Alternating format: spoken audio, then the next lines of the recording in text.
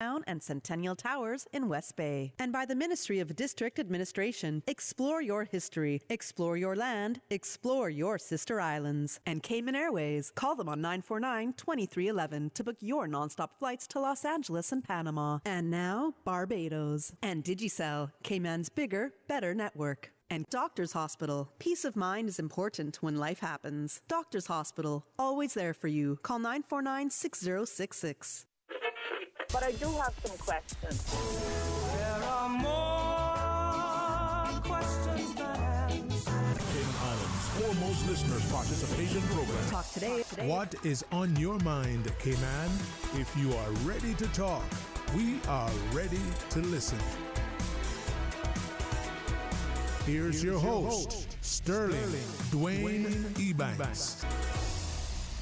Hey, welcome and thank you for joining us on another fantastic Friday's edition of Talk Today as we invite our friends from one of the, prominent government agencies. I would almost joke and jest to say that we can solve the world's problems today, but I might be expecting too much in half an hour. So join us as we welcome our friends from DLP. Stay tuned for Talk Today.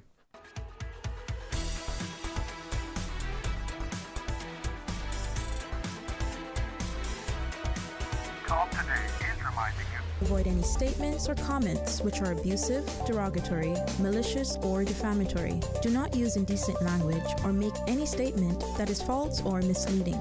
Call 1-800-534-8255, 949-6990, 949-8037, or WhatsApp us on 925-3261. Email Talk Today at candw.ky. Let your voice be heard. And now, back to Sterling Dwayne Ebanks. Radio Cayman Talk Today. Hey, welcome.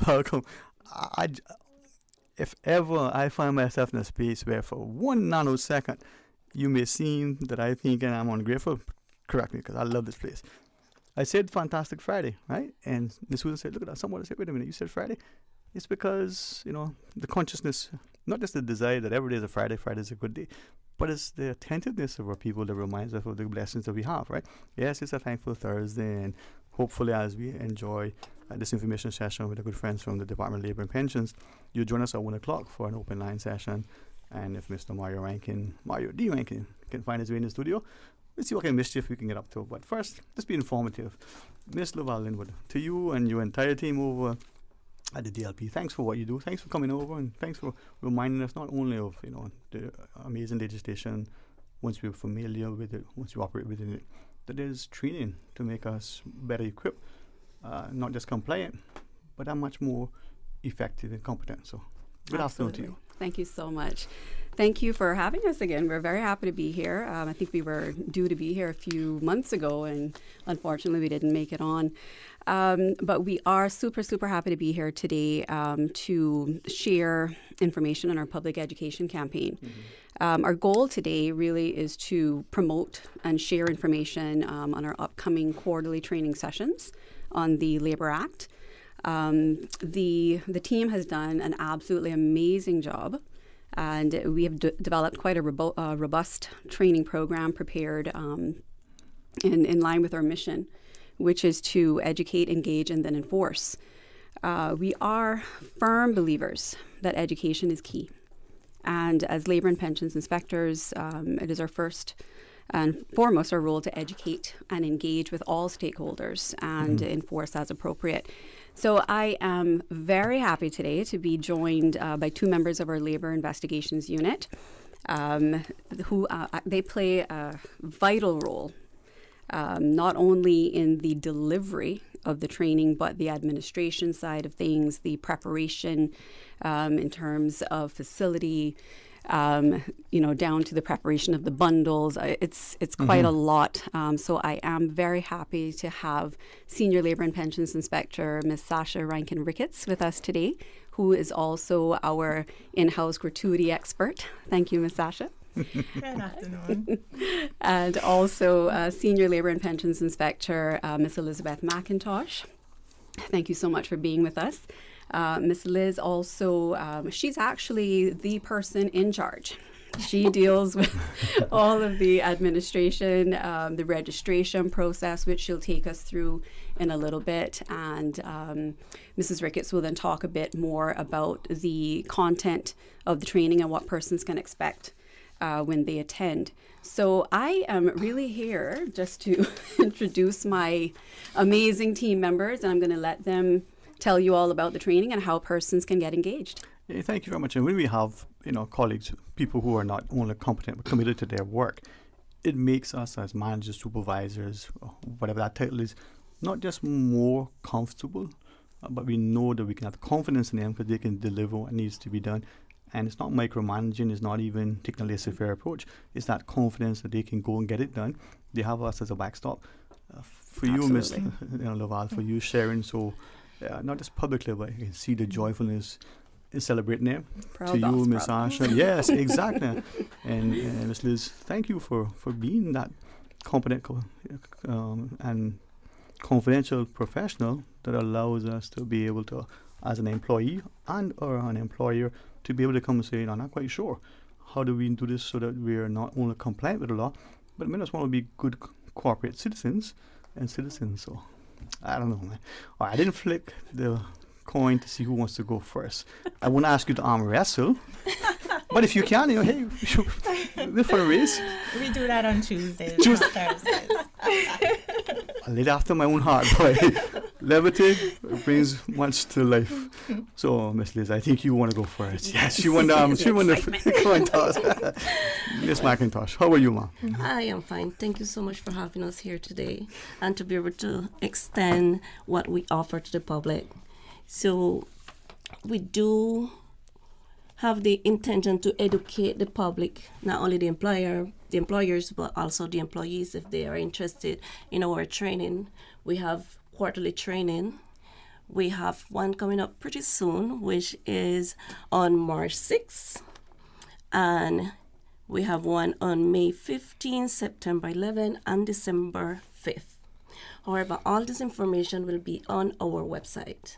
Mm-hmm. So it's a process. So if you're interested, anyone out there interested, they can go to our website, send us an email, or email me directly to elizabeth.mcintosh2@gov.ky. Or just give me a call, 244-4036. And I'll facilitate, email them the registration, walk them through what we normally do or what the training is about. And if they're interested in a particular area, they can let us know, and we'll emphasize a little bit more on that. And I certainly, want to ensure that we ask, but also allow the opportunity, to give the audience, who should attend, and the importance whether you're an employer or an employee, because that saying, a little learning is a dangerous thing. Many of us labor in ignorance, believing that it's bliss, and one day find yourself on the wrong side of the table, just inadvertently, not consciously, and then the consequence is irreversible. So if we cannot, find ourselves there, you offering up training, why? It's important. That's correct. So, as I said, we're there for the public, for both sides, not just the employer or just the employee. We're there for both sides. So reach out, let us know what your interests are, and we are there to satisfy you. Yeah. And I can see perhaps even the I don't want to use the word too generally, but the professional, whether the attorney, whether the person working in a space that may assist with the hiring, just come in for that person's own education and edification, being helpful. It positions you with a skill set, a little bit more insight that could just make you that much more employable or valuable. Right, Ms. Asha? I completely agree with you. Just completely agree. I mean, I haven't heard that since this morning. Well, you draw closer to the mic, Mom, and you share with us. Welcome, Miss Sasha. How are you? I am fantastic. It's always a good day when we're in the studio with you. Like, I almost didn't sleep last night. Almost didn't sleep last night, knowing that, the team and I was going to be here with you. I was explaining to Miss Liz that it's always a pleasure for us to be in studio with you.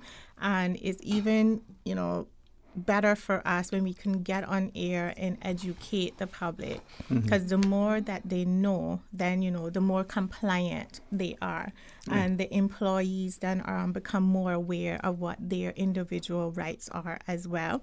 So everybody, it's a win-win. You know, it's employers, they know what is expected of them, and employees know what their rights are as a person that is employed by that company. And, you know, once everybody's on the same page, it means that the company is growing in a positive way, because everybody's happy and everybody is compliant, and nobody feels that they're being taken advantage of. And that's one of our main goals, is to make sure that employees are aware that you are important. You have rights, and employers know that they also have rights, and what they have to do to actually enforce those rights to make sure that they're protecting themselves as well as their employees. So I know the favorite part for me, because I deal with the financial part of it, is the costing, which I would ask Miss Liz to just remind us of what the costing is for our training sessions. Well, sure. The cost is very small for all the information that we will be giving to the public, and the education and the knowledge that they will gain after the training. So the cost is $75 CI per attendee. So, but we might have something here and there, so we can satisfy everyone. They say the cost of education is expensive, but knowledge is even more so. Correct. Right? And I thank you for those kind of words. Hopefully, we always endeavor to make our studio, I know Radio Cayman in general, but our studio in particular, that warm, inviting, welcoming space where you can share the excitement, you know, of being up and coming in. It's great. If we can help you to get your information out, that means the public is better informed. So when we come back from this break, let's, you know, remind people where and when and who and the like. And I sometimes find that we waste more than $75 on something that is of little value. Imagine if it's on your knowledge, how much more empowering that can be. All right, to our listeners, when we return, we invite you to rejoin us. Please stay tuned. Welcome to a new year with Digicel. Elevate your mobile experience by switching to our prepaid or postpaid plans. Enjoy more data, seamless communication, and uninterrupted entertainment. Plus, make the switch now for a chance to win exciting rewards. Stay connected, entertained, and make 2024 your year with Digicel. Because better connections make a better year. From boat days to beach gatherings, leave the catering to Subway. Choose from small and large sandwich platters, double meat wrap platters, and top it off with optional cookie platters for dessert. Or ask about our Subway box to go with the option of 6-inch or foot-long sandwich, 1 cookie, and 1 bag of chips for all occasions and celebrations. Let Subway focus on the food so you can focus on the fun. Visit subway.ky for catering options. Subway. Eat fresh. This spring, say hello to Los Angeles. Explore foodie havens, local markets, art exhibitions, cultural shows, theater, you name it. Getting to LA is easy with 2 non-stop flights weekly aboard Cayman Airways. Midweek airfares are now on sale from just $410 CI round trip. Some conditions apply. Check out our socials for more inspiration and visit CaymanAirways.com to book. Sale ends February 14th. Now is the time to see LA your way. A CUC energy saving tip. Install a smart thermostat and try to keep your AC at no lower than 78 degrees in your home to conserve energy. With CUC, you've got the power. Discover your dream home with Cayman National's home loan. Get up to 95% financing, repayment up to 40 years, and just a 0.5% commitment fee. Your interest rate? Depending on your risk factors, it'll be fixed or variable. Plus, you get a pre-approved credit card. This is a limited time offer. Dial 949-8300 or email lending@caymannational.com today. Wouldn't it have been grand if you had purchased land 30 years ago? It may not be 2020, but a perfect vision has never been more clear. Cayman Brac and Little Cayman, poised for growth with an eye on the future. Your land, your history, your future. Discover all that our sister islands have to offer. Radio Cayman's Talk Today.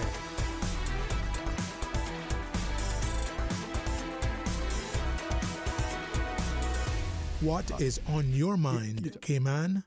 Hey, welcome back, and thanks for joining us. And I'm say this with absolute confidence, and why I think as a country, when we move towards a civil service that is the epitome of excellence, if the Department of Labor and Pensions, through the fantastic team members here, would allow me to say, you exhibit what I think the civil service strive for: that accessibility, that impartiality and objectivity.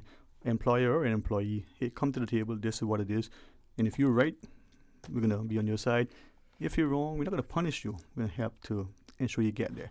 So to Ms. Linwood and Sasha and Ms. McIntosh, thanks. Training, I think, for many of us, we don't appreciate that it's lifelong. We hear it, we don't appreciate how invaluable it is.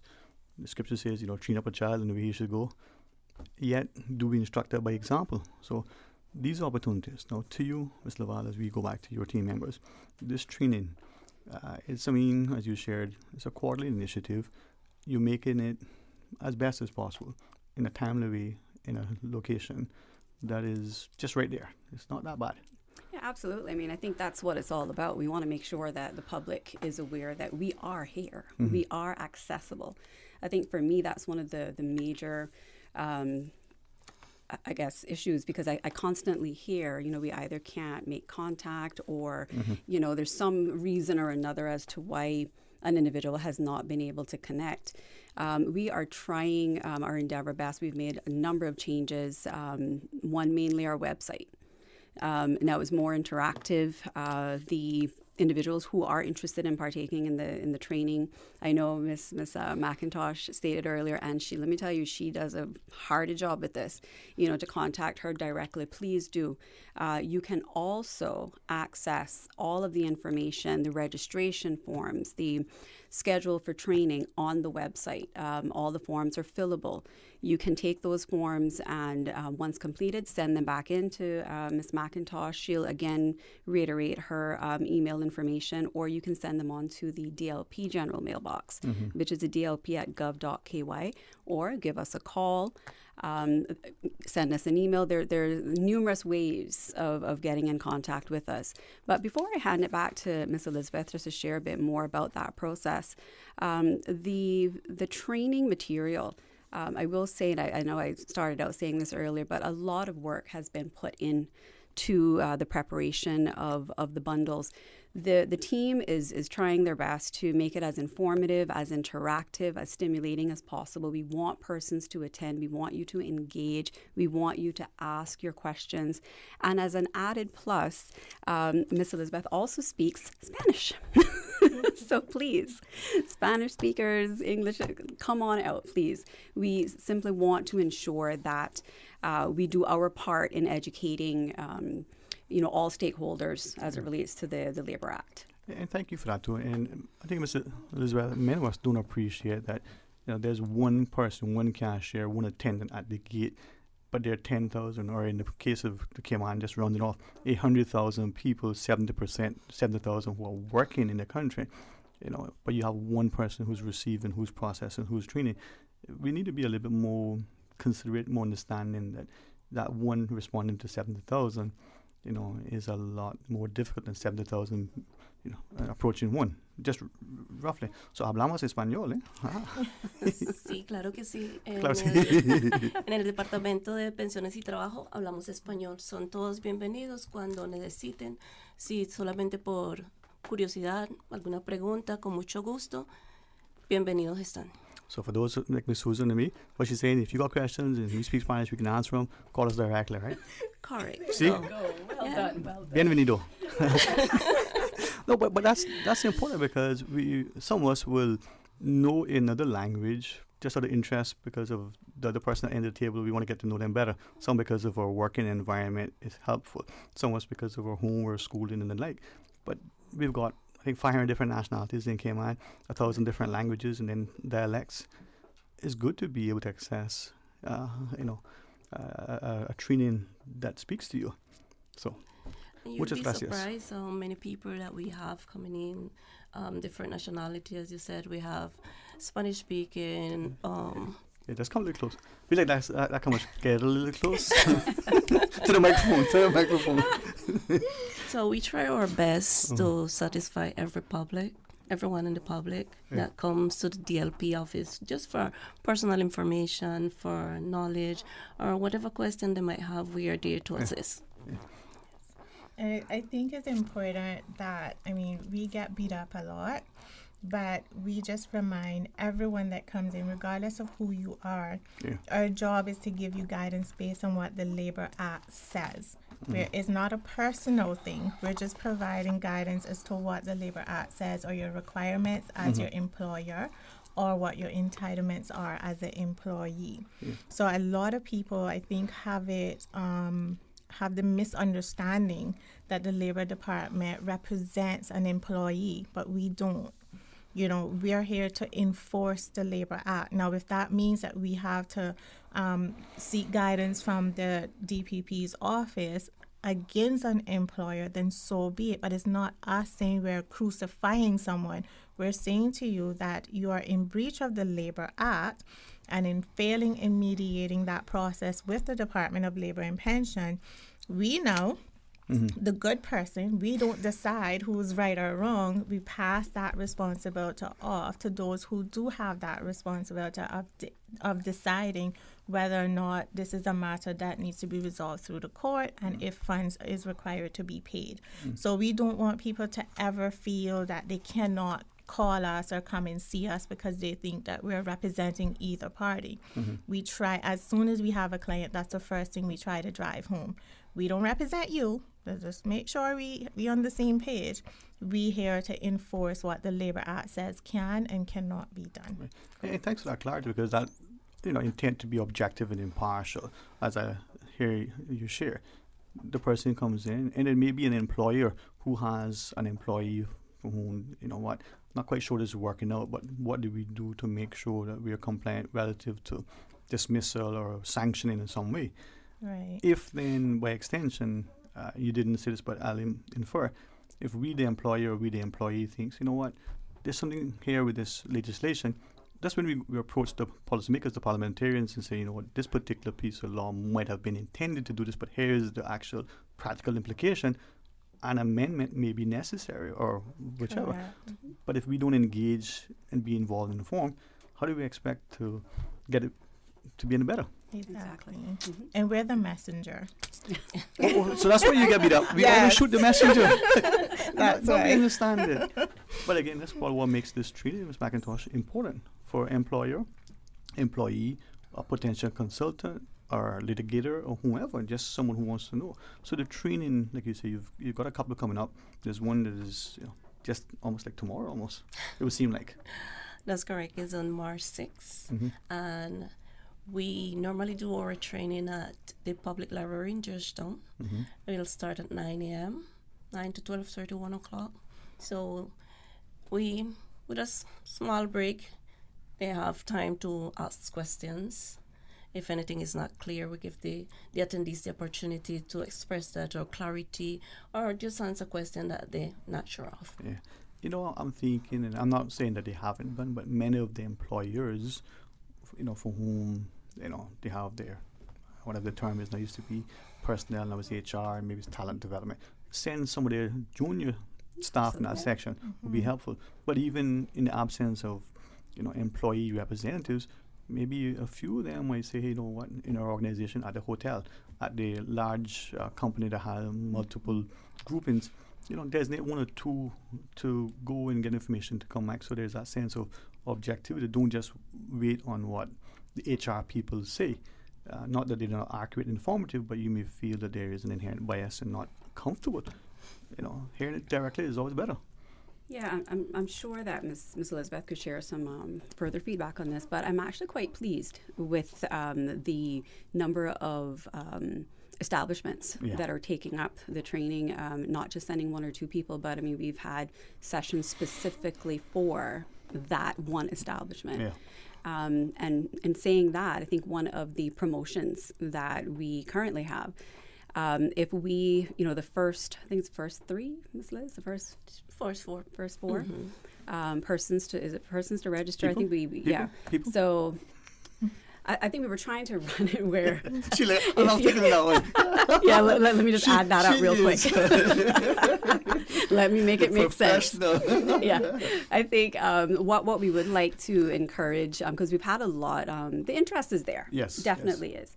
As part of the promotion, I think what we would like to put forward is the first organization that comes forward with, let's say, a minimum of 10 people. We would like to give 2 persons 2 free spots. Yeah. Well, I was happy the last time to be able to part. I can't offer it this time, but I will next time, because knowledge is not just only empowering, equalizing, but the more informed, the better you're able to share that information, right? And okay, it was only 4 people last time, but that's 4 potential more who would not, or 4 additional who could have. And this is where sharing of each other. People listening will think, well, you're doing your jobs. Yeah, but coming to work and sitting at your desk and answering the phone and processing the paper and still doing your jobs, you're doing more than that, because you're making yourself available in a very accessible space. If nobody has ever been to the library in their 3rd floor, I think it's their training room. It's a great facility. It's not that you're getting a couple of hours off work. It's not as added work. It's actually making you that better position. Exactly. So, and you can do it in Spanish too. What do you say? And we offer snacks. Yes. And at the Hold on. I was asking the last time for warm chocolate chip cookies, and I was told no. So to me, the snacks you're offering, we do. We try to keep it on the healthiest side for the healthy people. I mean, I agree with you. Chocolate is my life. I probably have it in my bag right now, right? But we do have a little light snacks. So especially knowing that people are coming down for 9 o'clock, so morning traffic is terrible. Yes. So if you don't get to stop to get breakfast, we will have food there, so you don't have to worry about starving throughout the course of the training. And then at the end of it, Miss Liz, she is a superstar. Trust me. She has these fancy certificates that you would take home with you, and she will do your presentation, and you have that to say, I attended the labor training. So, I mean, we support Miss Liz because we operate as a team. So she tell us what she need us to do, and we get it done. Isn't that how it works? Yeah. And, like I said, we're making sure that you come out, you get the knowledge that you need. Some of the things that we like to touch on are the hot topics. Minimum wage, public holidays, like after every public holiday, our phones ring non-stop. So these are the things that we try to spend a lot more time on: pay statements, termination, vacation pay. So we cover all of the specific topics that we know that affect someone in their employment during that course. And again, if they acknowledge at the beginning of it or prior to that we want to be focused on gratuities, or we want to focus more on vacation, we take that extra time and spend there to make sure that when you leave with that knowledge that you actually came to get. A personalized, what they say, almost concierge, but almost one-on-one. Yes. And, despite there may be a few people, it's almost like a small group setting. For some of us, we'll learn better. Yeah, and I think we actually, I'm jumping into Miss Elizabeth's territory, but we try to keep the groups small to a minimum. I think it's 20 persons. Right. Yeah, so so that everyone's comfortable, but also that we're able to engage fully. And when I say that, in a larger group setting, you may not be able to access everybody, but everyone has a question. In smaller group settings, we've found that there's a bit more intimacy, obviously. And we want to ensure that after the training sessions are completed, that persons are leaving not just having heard words, but truly understand the content. So if I could actually ask Ms. Ash, I know you were just going through the various areas of the law that we discussed, just to break it down a little bit more for the general public in terms of what they can expect when they do attend the training. Okay, so once you come, then you're going to be greeted by fine labor officers. We do have a male as well, and I know he's listening, so we have to throw that out there. Yes. Our one male senior officer, Mr. Basil, we know he's there. He's our photographer. He makes sure things run well, and we throw him up on the front line as well. So we introduce ourselves. You have your morning tea, whatever you want to eat. Not whatever, but whatever we provide. Just to make that clear. And then we get into it, we go with the statement of working conditions, which is very important. Like the first document you should ever see as an employee is your statement of working conditions. So we stress that, your probation period, because there's a lot of misconception about probation when you're on probation as well, because a work permit does not mean you're on probation. And then the notice period, if an employee wants to resign or if an employer wants to terminate, we explain the steps that are associated with that as well. I stated before, vacation leave, your vacation pay. Public holiday, sick leave. A lot of people think that I'm entitled to 10 days for a year, but if I don't use them, I should be paid. All of those things we explain, that's not the case. And then we have maternity leave, adoption leave. We do not have paternity leave, unfortunately, as yet, but I'm quite sure the government will address that one day. And then the minimum wage, which is a very hot topic, but it hasn't changed. It's still $6 unless you are registered with us to collect gratuities, which is my baby. Then that would be $4.50 an hour. So we go in depth with that as well to make sure they understand when employees should be getting $4.50, when they should be getting the minimum $6, which we always tell employers, not because that's the minimum wage, means that's what you have to pay your employees. If you could afford to pay them more, great, pay them more. Okay.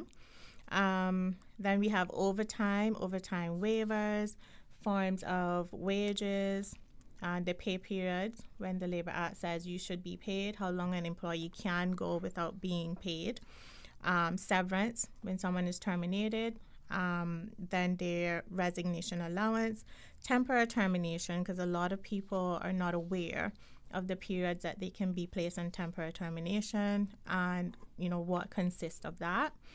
And then we have fixed term employment contracts, unfair dismissal, the unfair dismissal process that goes through the labor tribunal. We go very in depth with that because we have a lot of cases with people being terminated and them being of the opinion that they were unfairly dismissed. So our job is not to say yes or no.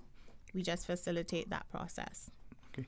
I know we have to break. Ms. Laval, through you, I know you guys have a lot on your desk. I mean, it was alluded to. We can pause and come back and wrap it up if you wish. That'll be fine. All right, to our listeners, we're going to remind you when the next session and how you can access it. So stay tuned, please. Hey, This spring, say hello to Los Angeles. Explore foodie havens, local markets, art exhibitions, cultural shows, theater, you name it. Getting to LA is easy with 2 non-stop flights weekly aboard Cayman Airways. Midweek airfares are now on sale from just $4.10 CI round trip. Some conditions apply. Check out our socials for more inspiration and visit CaymanAirways.com to book. Sale ends February 14th. Now is the time to see LA your way. From boat days to beach gatherings, leave the catering to Subway. Choose from small and large sandwich platters, double meat wrap platters, and top it off with optional cookie platters for dessert. Or ask about our Subway box to go with the option of 6-inch or foot-long sandwich, 1 cookie, and 1 bag of chips. For all occasions and celebrations, let Subway focus on the food so you can focus on the fun. Visit subway.ky for catering options. Subway. Eat fresh. The offices of dermatologist Dr. Wayne Porter will be taking appointments from the 5th to the 10th of February at his Crew Road Clinic. Appointment slots are limited. Whether you are seeking advanced skin care, Botox, filler, cosmetic skin enhancements, or simply looking to reduce wrinkles, Dr. Porter offers a full service and dermatological service practice. For more information, email drportercayman@gmail.com or call 946-9020 to book your appointment today. That's 946-9020. Find your dream car with a Cayman National Vehicle Loan. Enjoy 100% financing, up to 8-year repayment, and a 7% fixed interest rate for the first 5 years. For eco-friendly cars, we'll waive your commitment fee. This only applies to new vehicles. Call 949-8300 or email lending@caymannational.com today.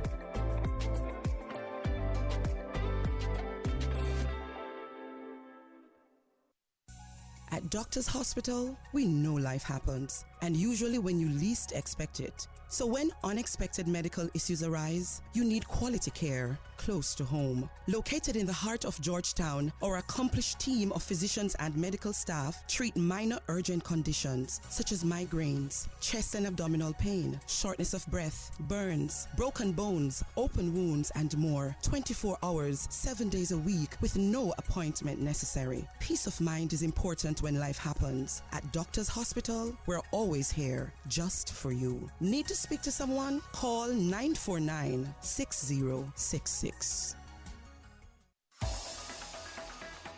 Radio Cayman's Talk Today.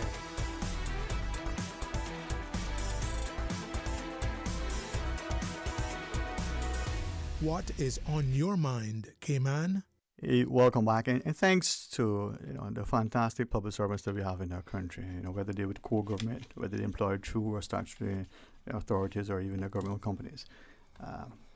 Not that we don't have excellent, competent people in the private sector, or whether they're generational, whether they are Caymanian otherwise, or whether they just come here recently. But to our public service, the country won't run without that. And we, if I can borrow Miss Sasha at this point, sometimes we get a bad rap here, beat up,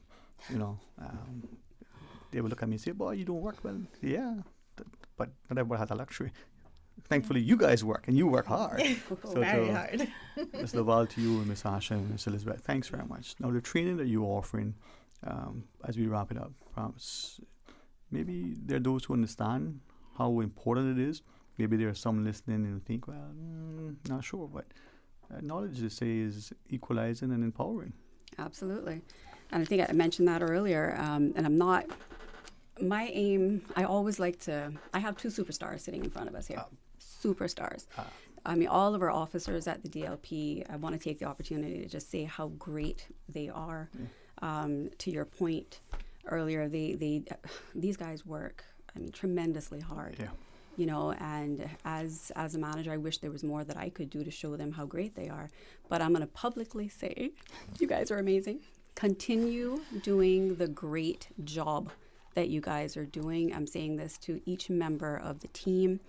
Again, I don't want to take away from either Miss Elizabeth and Miss Asha, so I'm going to ask Miss Elizabeth if she could just take us home and share and answer that question for you and give us a bit more information, recap in terms of how we can assist the general public in accessing this training, which again is very dear to my heart. The DLP truly believes in education.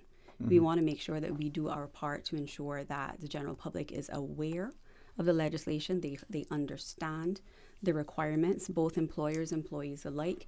And I know I could talk a lot, but one of the groups that I am very much interested in, and I truly would like to see more attendance, are those students that are coming out of high school that, honestly will have a ton of questions, in terms of what should I be looking out for, when I take on employment. Ms. Asha was going through earlier, the statement of working conditions, probationary periods. This is all very important information for everybody. But I've seen a trend lately, and I'm getting a lot of questions from the younger folks. So we really want to hone in on that. While it's available to everybody, but that's just one of the areas, again, very dear to my heart. I want to ensure that, they are equipped going into the workforce, not getting into the workforce and going, oh my Lord, what is it that... And you come in with that level of insight. Yes. So when's the March the 6th? March the 6th, yes. Okay. So just to remind you, the first training for this year is March 6th, and you're welcome to visit our website. And also, I provide my email address, which is elizabeth.mcintosh2@gov.ky. And my direct extension is 244-4036. Feel free to reach out or to send an email through our website, send it directly to me. I will be there to respond as soon as possible. And you won't regret it. It's so much that you will learn. We have so many experience after the training, like, oh, I didn't know this. Oh, that's how it works. Yeah, things like that. So that's what we're looking for people to be satisfied when they leave the training. They are satisfied with what we give to them. Exactly. Yes. Miss Sasha? I think Liz rock. Superstars, huh? Yeah, she just said it all. Superstars. I think just to piggyback on what she said, we do have entities who send like their top persons, and then they like the next session is like, oh, we want to send 5 more. Yep. Then the next session, oh, we're going to send 10 more. So they're not just educating the top layer; they're going down and educating the regular employees. And I guess they understand it makes their job a lot easier if everybody understands what is expected of them. So we do appreciate those entities that understands why we're here and taking advantage of it. And we want to encourage small businesses, big businesses, anyone who thinks that you need to have that knowledge of the Labor Act. Come out. You will not regret it. It is very informative. We will work with you on the areas that you think that you need that extra help with, and learning other people's experiences, because they talk about, well, we had this situation, and those conversations are so interesting, and it gets everyone talking. It's forming networking at the same time. It is something I think everybody should take advantage of, and Miss Liz is there to facilitate that process to help you get registered, and we're looking forward to our session on March 6th. Thank you both, and to you too, Miss Laval, for not just coming there and reminding the people, but between now and then, if we can help to just add a little bit more of a reminder. But thank you. I know it's Thursday. We labor in the whole understanding of a Friday being a good day. So you enjoy today. Looking forward to a very productive and positive, so thanks very much. Thank you. All right, our listeners, after the news, join us. Stay tuned. From Radio Cayman's newsroom, this is Headlines. Local, regional, international news. With your latest headlines, I'm Felicia Rankin-Solins. The National Roads Authority will be closing off the westbound lane of Linford-Pearson Highway between the Agnes Roundabout and the Bobby Thompson Roundabout this coming Sunday, February 4th, from 6 a.m. till 6 p.m. in order to undertake continuing road improvement works pending weather. In international news, all 27 EU leaders have agreed a €50 billion aid package for Ukraine after Hungary had previously blocked the deal. Ukrainian President Volodymyr Zelensky welcomed the new funding, saying it would strengthen the country's economic and financial stability. Donald Trump's attempt to bring a case in the UK against a former MI6 officer who compiled a salacious dossier linking him to Russia has failed. The former president had been seeking to use data protection laws to sue the company run by Christopher Steele, but the High Court has thrown out the case. Mr. Steele compiled the dossier, which contained unproven allegations about bribing officials and sex parties. It was leaked to the media just before Mr. Trump was sworn in as president. These are your headlines. I'm Felicia Rankin-Solins. More news available at www.radiocayman.gov.ky. Check out our social media pages: Facebook, YouTube, X, formerly Twitter, Radio Cayman Headline News.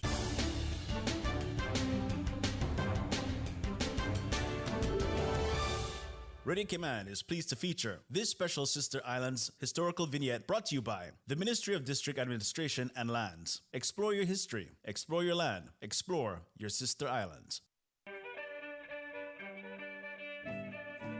Born in Creek, Cayman Brac on the 25th of September 1939, Henry Mansfield Connolly was the third of 8 children for Henry Kitchener and Olive Connolly, an experienced seaman with 30 plus years with national bulk carriers and doing ship-to-ship oil transfers off the Brack during the 1980s. He was also the founder of C&H Plumbing and an original band member of the famous Brack Beach Boys. During his time home from sea, he studied the art of catboat making and assisted his late grandfather-in-law, Mr. Arthur Dilbert, with the building of many catboats. Mr. Connolly loved serving in the community and was a volunteer during hurricane emergencies and assisted with the hurricane preparations, especially seeing to the safety of the elderly and the community. He would often share his fishing catch with friends and neighbors and bring Christmas gifts for the elderly. He was married to Elmitha Dilbert for 60 years and has 4 children, 5 grandchildren, and 2 great-grandchildren.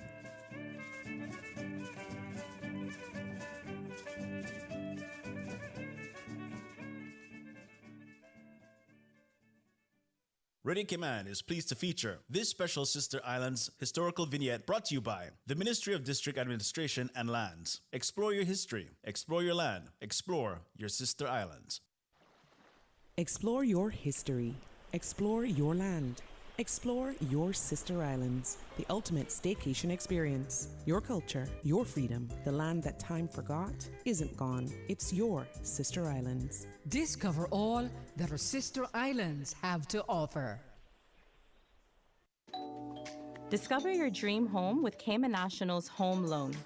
Get up to 95% financing, repayment up to 40 years, and just a 0.5% commitment fee. Your interest rate? Depending on your risk factors, it'll be fixed or variable. Plus, you get a pre-approved credit card. This is a limited time offer. Dial 949-8300 or email lending@caymannational.com today.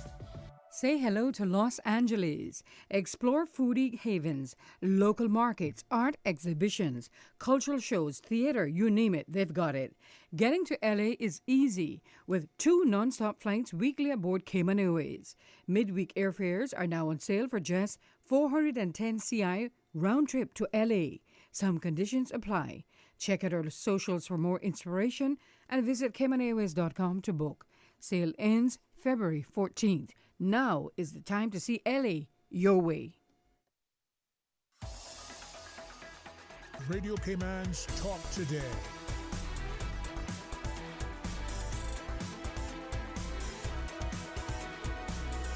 What is on your mind, Cayman? Thank you, Miss Susan. How are we doing today? We good? We good? All right, 949-8037, 949-6990 as we play musical chairs in the studio and invite you to be a part of a discussion. I'm hoping that Mr. Mario D. Rankin will be able to join us so we can encourage, more and more of our people to share. I have a message that I want to read, for our listeners. So let me quickly pull it up and put it somewhere that is accessible. See that, boy? The memory is absolutely fantastic. So this was something that was shared with a few of us, and I know since then a few more, so a couple of acts. Would it be okay to read it and see what it would, how do I put it, what it would do in terms of encouraging greater discussion? So let me read it as it was sent to me. So it's about the time the original 13 states in the U.S., right, adopted their new constitution in 1787. Alexander Tyler, a Scottish history professor at the University of Edinburgh, had this to say about the fall of the Athenian Republic some 2,000 years earlier. So this was written in 1787 by a Scottish history professor over in Scotland, right? This is what he shared. It says a democracy is always temporary in nature. It simply cannot exist as a permanent form of government. A democracy will continue to exist up until the time that voters discover they can vote themselves generous gifts from the public treasury. From that moment on, the majority always vote for the candidates who promises the most benefits from the public treasury, with the result that every democracy will finally collapse due to loose fiscal policy, which is always followed by a dictatorship. Happy to read any of that if you call and ask me to, just remind you. But it continues. The average age of the world's greatest civilizations from the beginning of history has been about 200 years. During those 200 years, those nations always progress through the following sequence. 1. From bondage to spiritual faith. 2. From spiritual faith to great courage. 3. From courage to liberty. 4. From liberty to abundance. 5. From abundance to complacency. 6. From complacency to apathy. And 7. From apathy to dependence. And then finally to 8. From dependence back into bondage. So Professor Joseph Olson of Hamline University School of Law in St. Paul, Minnesota, points out that some interesting facts concerning the 2020 U.S. presidential election. The number of states won by Democrats were 19, by Republicans were 29. The square miles of land won by Democrats were 580,000, but by Republicans was 2,427,000 square miles of land won by the Republicans. The population of counties, now this is in the U.S., won by Democrats, 127 million versus 143 million by Republicans. The murder rate per 100,000 residents in counties won by Democrats, 13.2, but by Republicans, 2.1. Professor Olson, and this is over at the University of Minnesota School of Law, right, says, Professor Olson adds, in aggregate, the map of the territory Republicans won was mostly land owned by the tax-paying citizens of the U.S. The Democratic territory mostly encompassed those citizens living in government-owned tenements and living off various forms of government welfare. Professor Olson believes the U.S. is now somewhere between the complacency and apathy phase of Professor Tyler's definition of democracy, with some 40% of the U.S.'s population already reached the government, quote, governmental dependency phase. And when, this was sort of discussed by a few, there were those who were the view, well, where is Cayman in this sort of context? Now, what's your thought? The idea that we're looking increasingly, and although some may have paid attention and not quite followed along because I didn't read it as engaging as I could and should have, well, that's on me. You may think, oh, that applies to the U.S. or that's about Republicans and Democrats, but look at it from the historical context and the idea that when we see Athens fall 2,000 plus years, we see the research according to these professors saying about the 200 years of democracy. We look at Cayman and weather.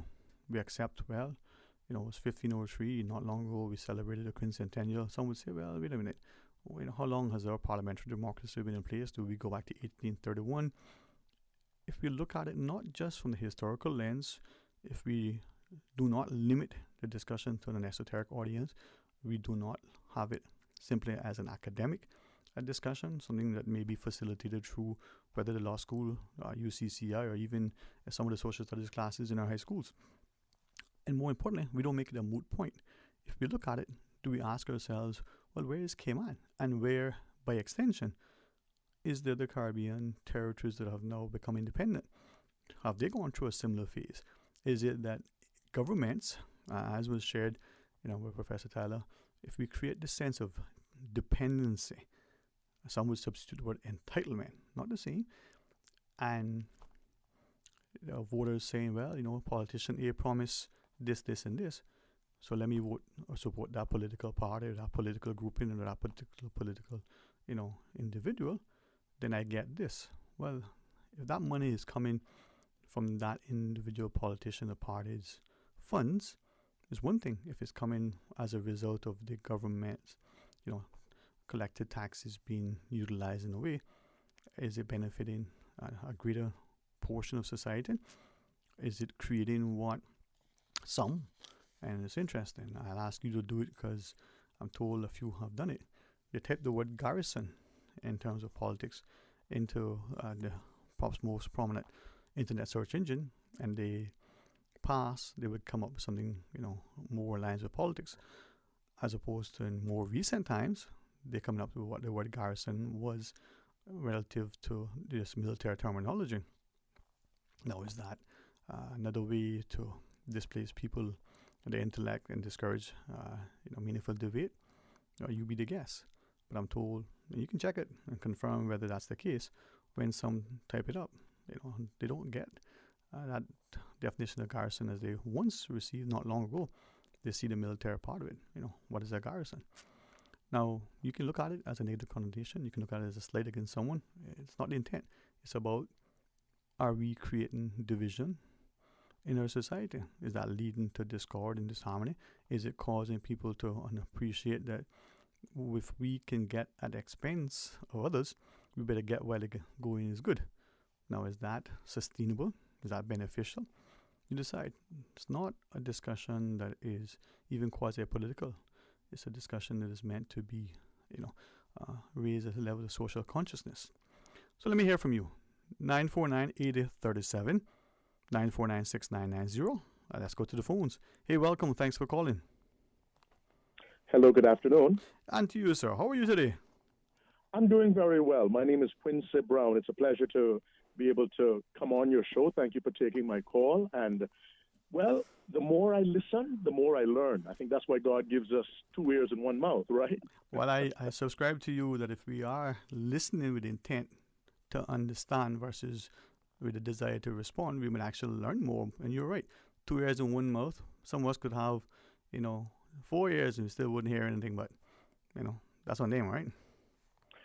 Active listening is very important. Unfortunately, many persons listen only to respond. So to your point, yes, sir, we should be able to, and I oftentimes tell the young people that when you're holding a conversation with somebody, you eyeball them.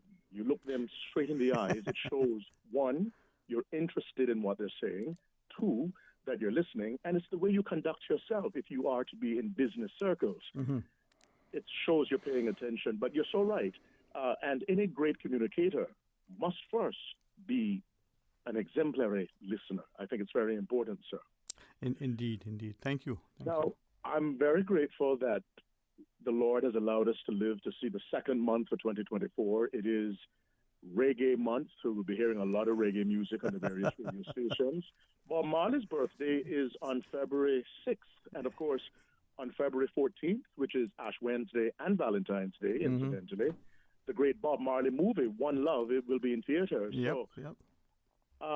February is also Black History Month, and for many years, I refrained from celebrating it because back in the late 1990s and early 2000s, even mid-2000s, Backyard Caboose Theatre Company, a theater group that I founded, and many other circles in Cayman would celebrate Black History Month. But I pulled away from it because I found that it is best to celebrate Caymanian history instead of singling it out Black history. But if we know our history, we do know that there is Pan-Africanism.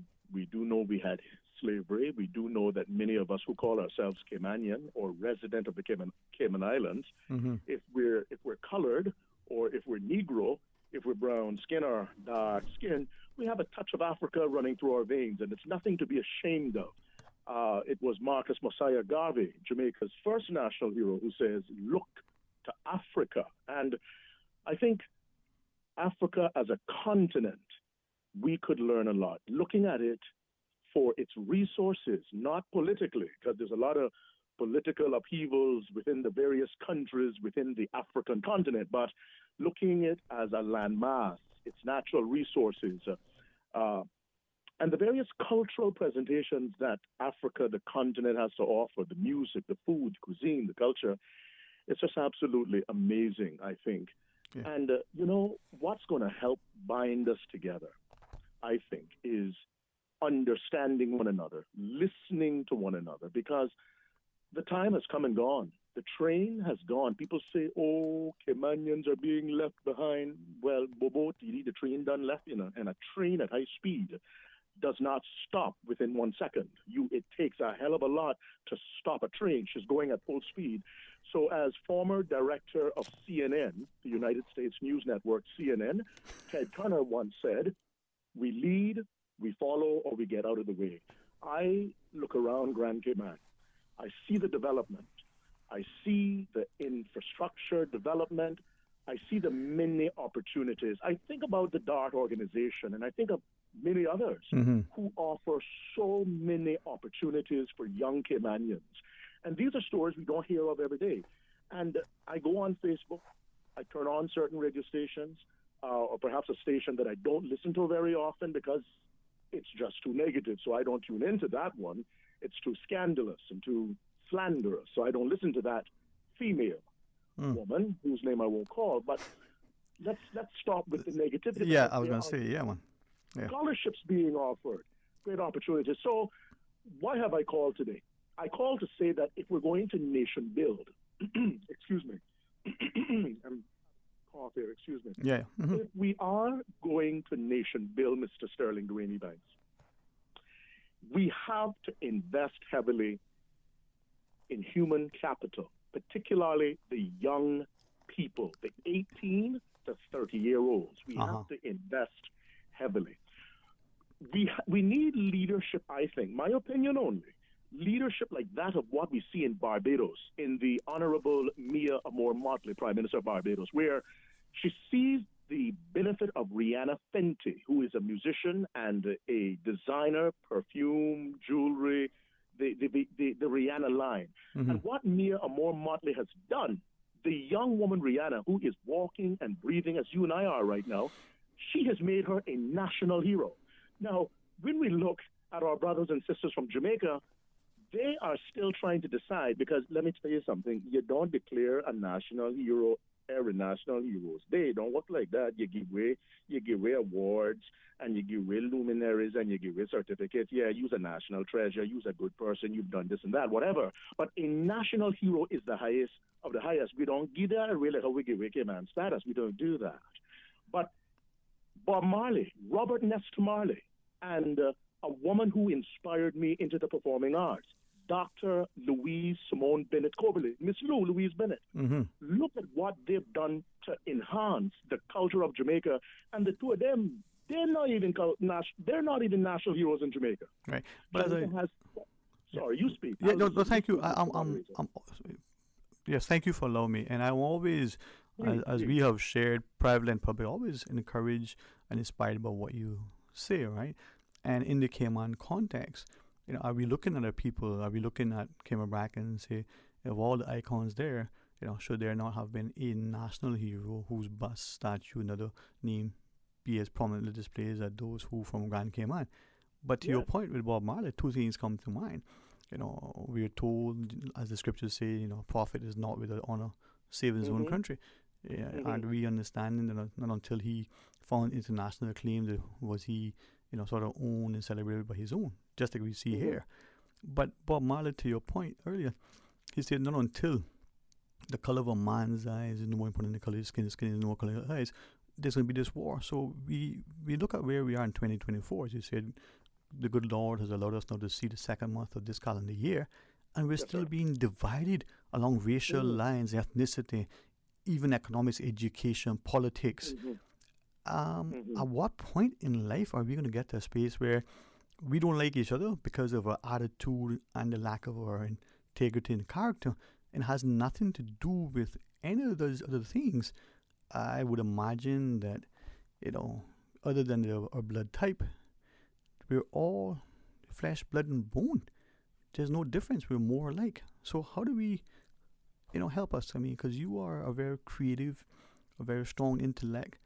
How do we get to a space where we look at each other and we love and we help, and we are willing to constantly, continually try to make each person the very best that person can be, without being so begrudgeful?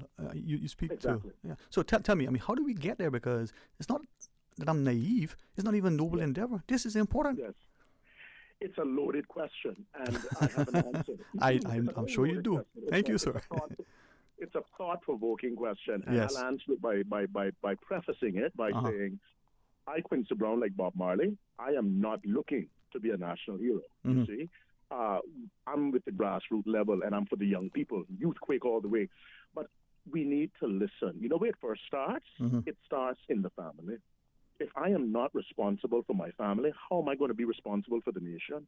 Mm-hmm. If I cannot hold my family, so we need order, structure, discipline, and prayer. This is what we need. And we must not be foppish or afraid to perform, because the old people used to say, stop forming. To be told you are a storyteller, you're telling stories again, you're a storyteller. That was another way of saying you're a liar. Mm. You know, you're forming again, you're probably showing. But listen, it is the young people that are going to change it, because we need to walk hand in hand. Yes, there exists in the Cayman Islands a form of apartheid, perhaps not South Africa's apartheid, but there is a similar them and us, rich and poor, and it's because we are outnumbered as Caymanians. I recently said that this morning I could walk 7 Mile Beach on the road and see the beach and cocoa plum trees and grape trees. This afternoon I could still see them, but by sunset all I could see were condos. This rapid development has had a major effect on the native Caymanian who is left behind. So how we change it?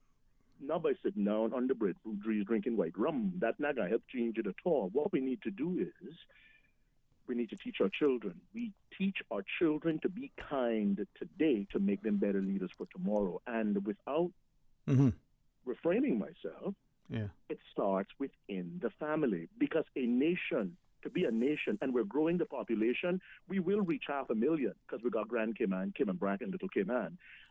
We need to see a Walton, and we need to see a Tibbetts from Cayman Brac, the Sister Islands, become a national hero, whether that's 5 years from now or 10.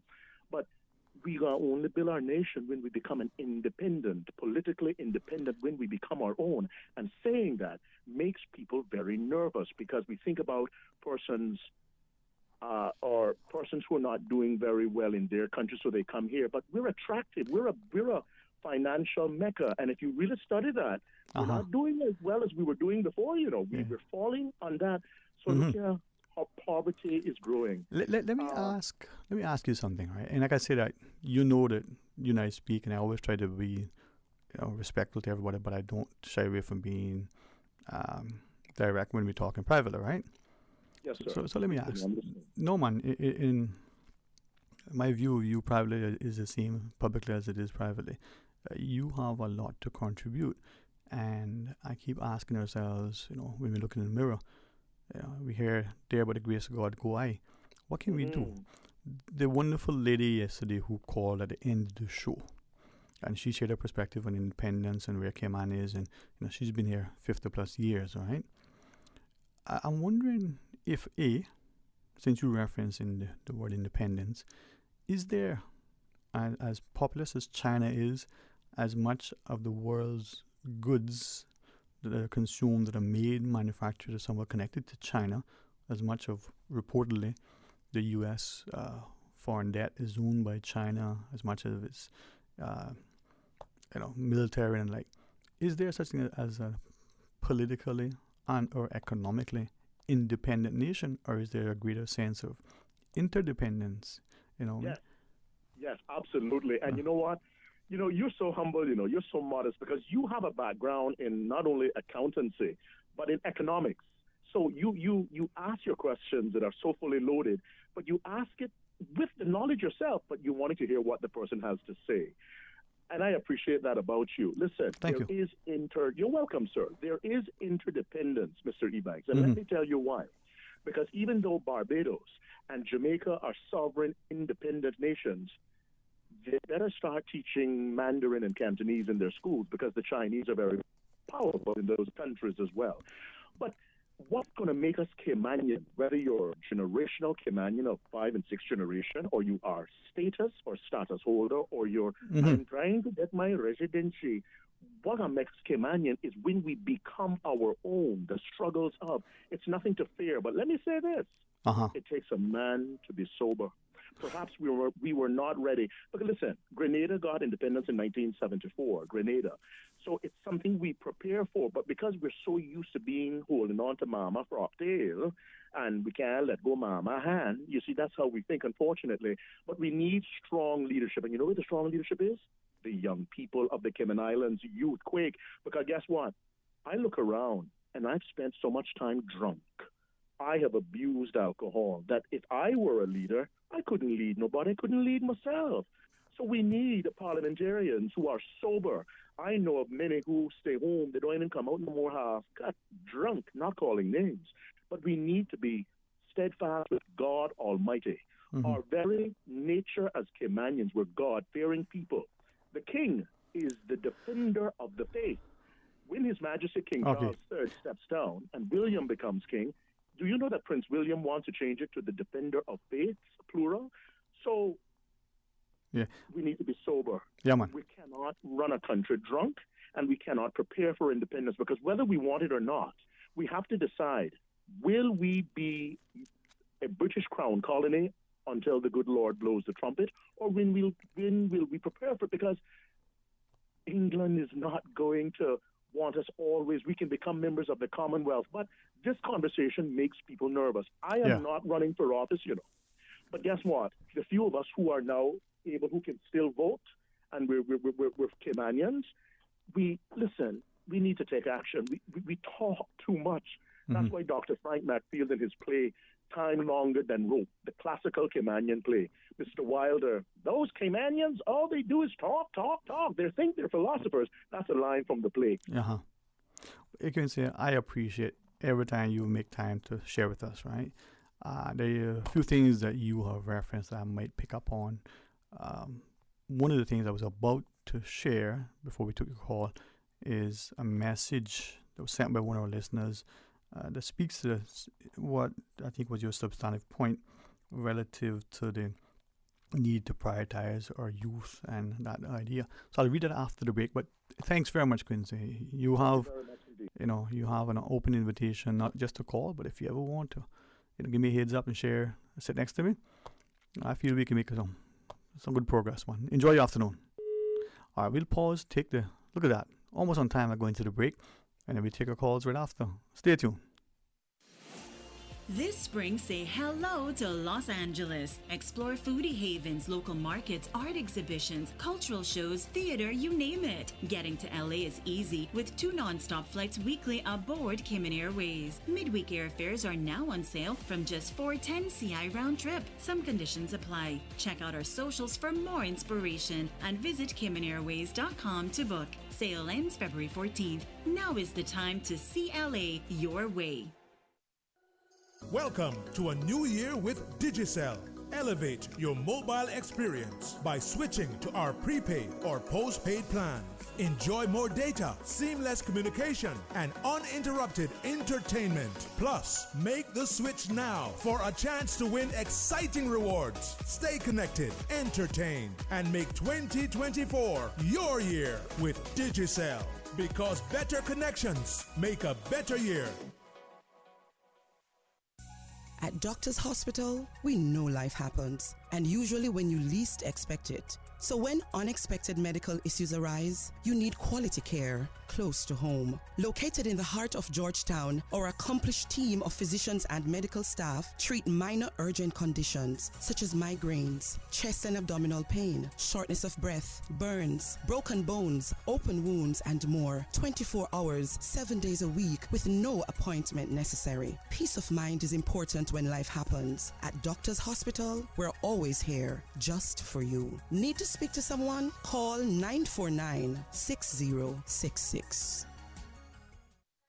Imagine a future where every Caymanian has an affordable home to cherish. The Ministry of Housing is calling on you to help shape this future. Be a part of the Cayman Islands Public and Affordable Housing Policy. Go now to www.cihousingplan.org, the Share My Ideas section, and be heard. Or join in person at public consultations held the 30th of January at 7 p.m. at the Aston Ruddy Center in Cayman Brac. Little Cayman residents may participate virtually. Open for everyone, a special virtual public consultation will also be held on February 1st from 12 to 1 p.m. via CIGTV, YouTube, and Facebook. For more information, contact Public Works at CI Housing Plan at public-works.org or send WhatsApp message to 1332-287-9037. Together, we are building a brighter, more sustainable housing future for the Cayman Islands. Your ideas, your voice, your future. Let's shape it together. We give you honor and praise, adoration and glory. Radio Cayman.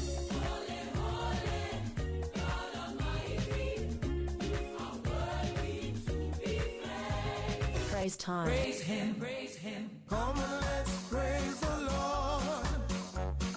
Come and let's praise the Lord. Praise him in the morning and in the evening. Oh, let's praise the Lord. Praise time in the morning. Praise him, praise him. Weekdays 6 to 6:30 a.m. Radio Cayman, waking you up. Rock my soul in the blues of my favorite. Rock my soul in the blues of my favorite. Praise time. I know he cares. He'll always be there. Oh, yeah. Praise him, praise him, praise him. Praise time. Set your clock for 6 a.m. or you will miss it. Radio Cayman's Talk Today.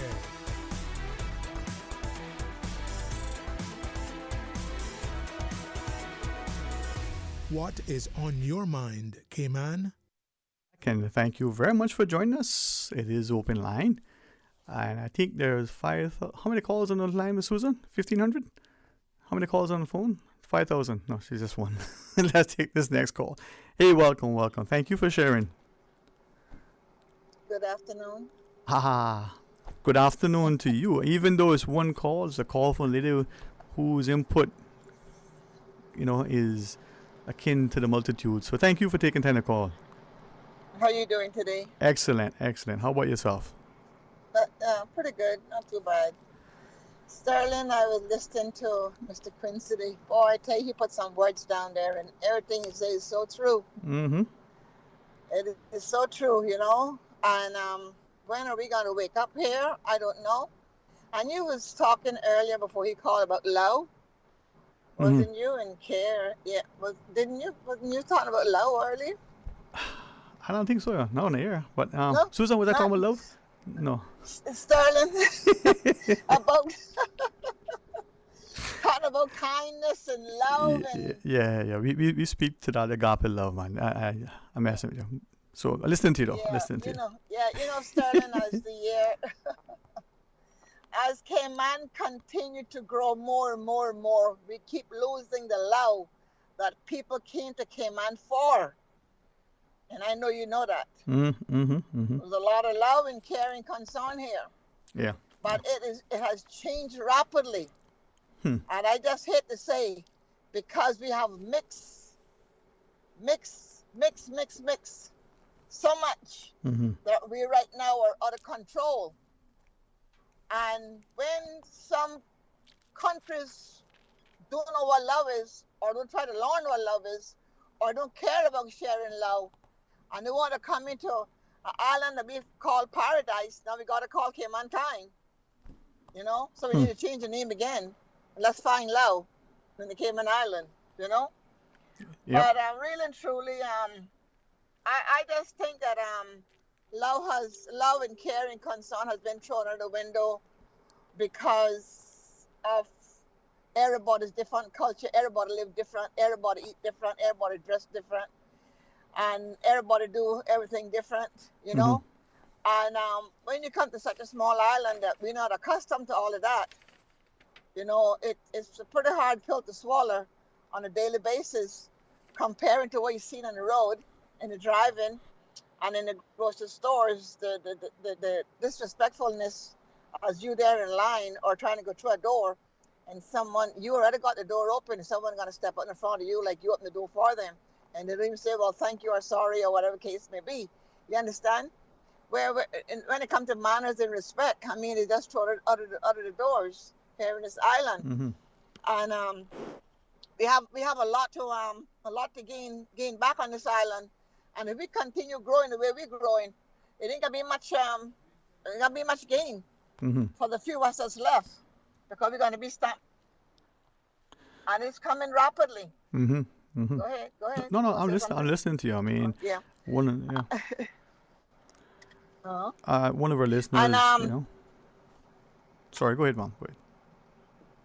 And this morning, 6 o'clock, there was someone coming from the eastern side on this little bird. They call them the birds, I think it is. That is a small little yes. electrical things. And it had one little baby light under the bottom of where he was standing. He had no reflection of clothes on to protect him. We got to nip these birds that they got on the road before someone get hurt, and the person that hit them is they got insurance and they got a license, and these guys have nothing, and we the people could probably end up in Northward for hitting someone on one of these birds, they call them, and Sterling. They're even carrying stuff on these little things with them, toting stuff with them. And the thing with the Sterling, we ain't got the best of the best sidewalks for these things to be on. You understand? So I don't know what the government got to do, what the police department going to do in regards to these birds on the road, you know? I don't hear anybody kind of warning them to tell them to, you know, put on good reflection clothes, you know, do not ride on certain hours, the night, and all that kind of stuff. You're not hearing nothing about it until we innocently hit one of them, and then we're in the fault. You understand? Because they're on these little things and they're just wobbling and going here and there. Well, it's something that I think, like many things, we may have had. I'm reminded just by one of our listeners that it was the previous administration that, put that in as part of his initiative, maybe to help with traffic, maybe environment. But this listener raising and says, what could have been a good intent, perhaps is not always implemented or executed in a way that achieves, if in fact there was a genuine objective. But you are right.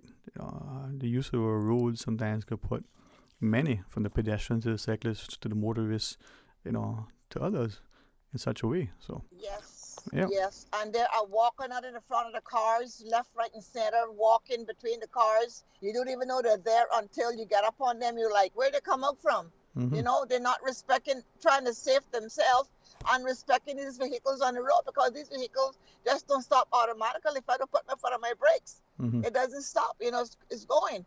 And like I said, up here on Crichton Boulevard, there they are digging the road now to put the third lane in up there. And then down here on Linford Pearson Highway. Like I say, all of these lanes are not solving anything, and they're just as bottleneck as it can be here and there. Sterling, I know they're talking about trying to get another road up east for these people to come down in the morning and to go back up in the evening. Those guys up there, they're who's punishing, not from Savannah coming down to Georgetown. It's those guys coming from Eastern and North Side into Bordentown that is punishing every morning. I got people who leave up Eastern 5 o'clock, 4:30 in the morning just to try to beat the traffic. When they get to Bordentown, they are bumper to bumper. So why are we doing everything in Georgetown and can't see what can be done up there, waiting to open some property to make some, we call it, I guess it's a bypass. I don't know what to really call it. But Sterling, there's so many other roads need to be fixed instead of building a new road. Why ain't they fixing the roads that need to be fixed instead of making more roads? I mean, now Westfield Road is terrible to drive on. And many other ones, all you're driving on is pure gravel. That's all you're driving on. Is no, Mr. Wilford used to call it barbecue. Don't know about barbecue on the top.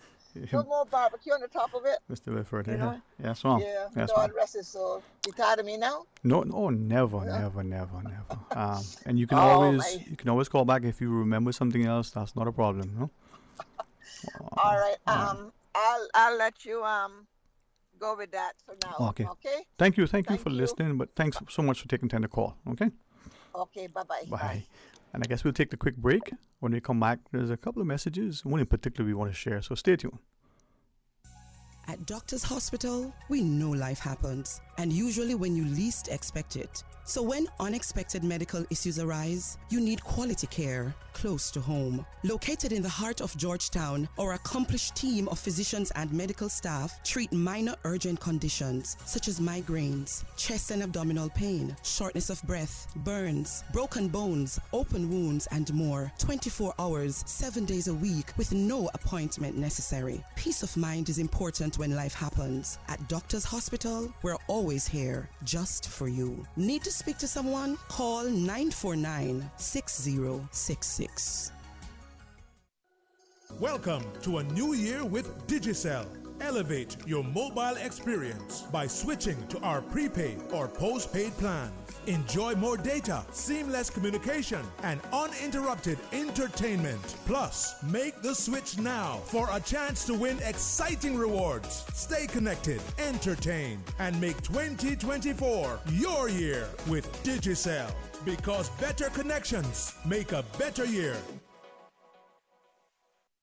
Freedom, Cayman Brack.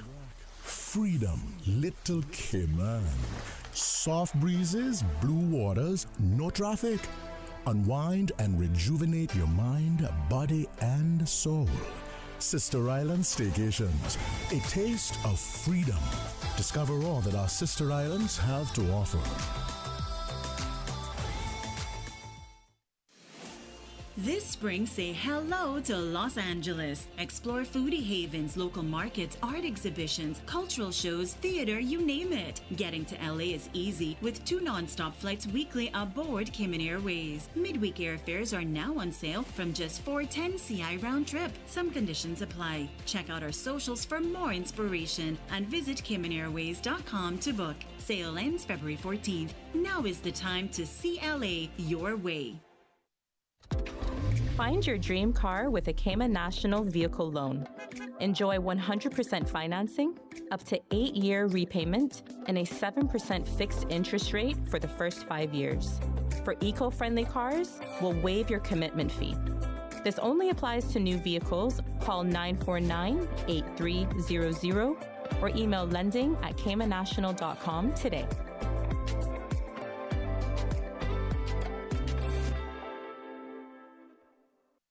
The 8:12 a.m. weather report, Monday through Friday, is proudly sponsored by CG Britke. Insurance, health, pensions, life, where people come first.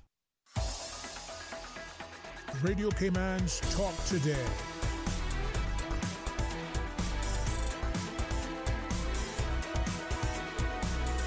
What is on your mind, Cayman? Welcome back, and thanks for joining us as we invite you to be a part of the discussion. It is open line 949-8837, 949-6990. Of course, you can WhatsApp call 925-32621. Let's read this message sent to us by none other than Mr. Mario D. Rankin himself. He writes, time to prioritize our youth and sports. Youth and sports development in the Cayman Islands is incredibly important for a variety of reasons.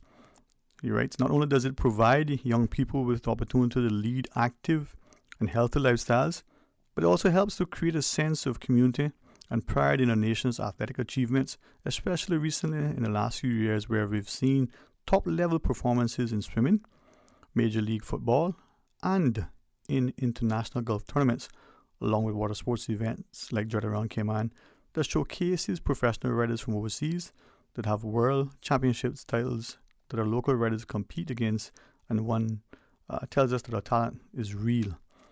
So investing in youth and sports development is crucial for the physical and mental well-being of our young people. Participation in sports teaches valuable life skills such as teamwork, discipline, and good sportsmanship. It also encourages a strong work ethic and a sense of responsibility, which can be carried over into other aspects of their lives. Additionally, he says, sports development can provide opportunities for young athletes to pursue higher education through scholarships and opens the door to potential careers in the sports industry. This can have a significant impact on the individual and the community as a whole, contributing to economic growth and empowerment. So it's furthermore, Promoting youth and sports development fosters a strong sense of national pride and unity, creating a common ground for people of all ages and backgrounds to come together and support our local athletes. This can have a positive impact on our society, promoting a sense of solidarity and togetherness. In conclusion, youth and sports development are vital components of Caymanian society. Not only do they promote physical and mental well-being, but they also foster a sense of community and national pride. It is crucial that we continue to invest in the development of our young people and support their participation in sports, as it had the potential to positively impact both the individual and the community. It's way overdue.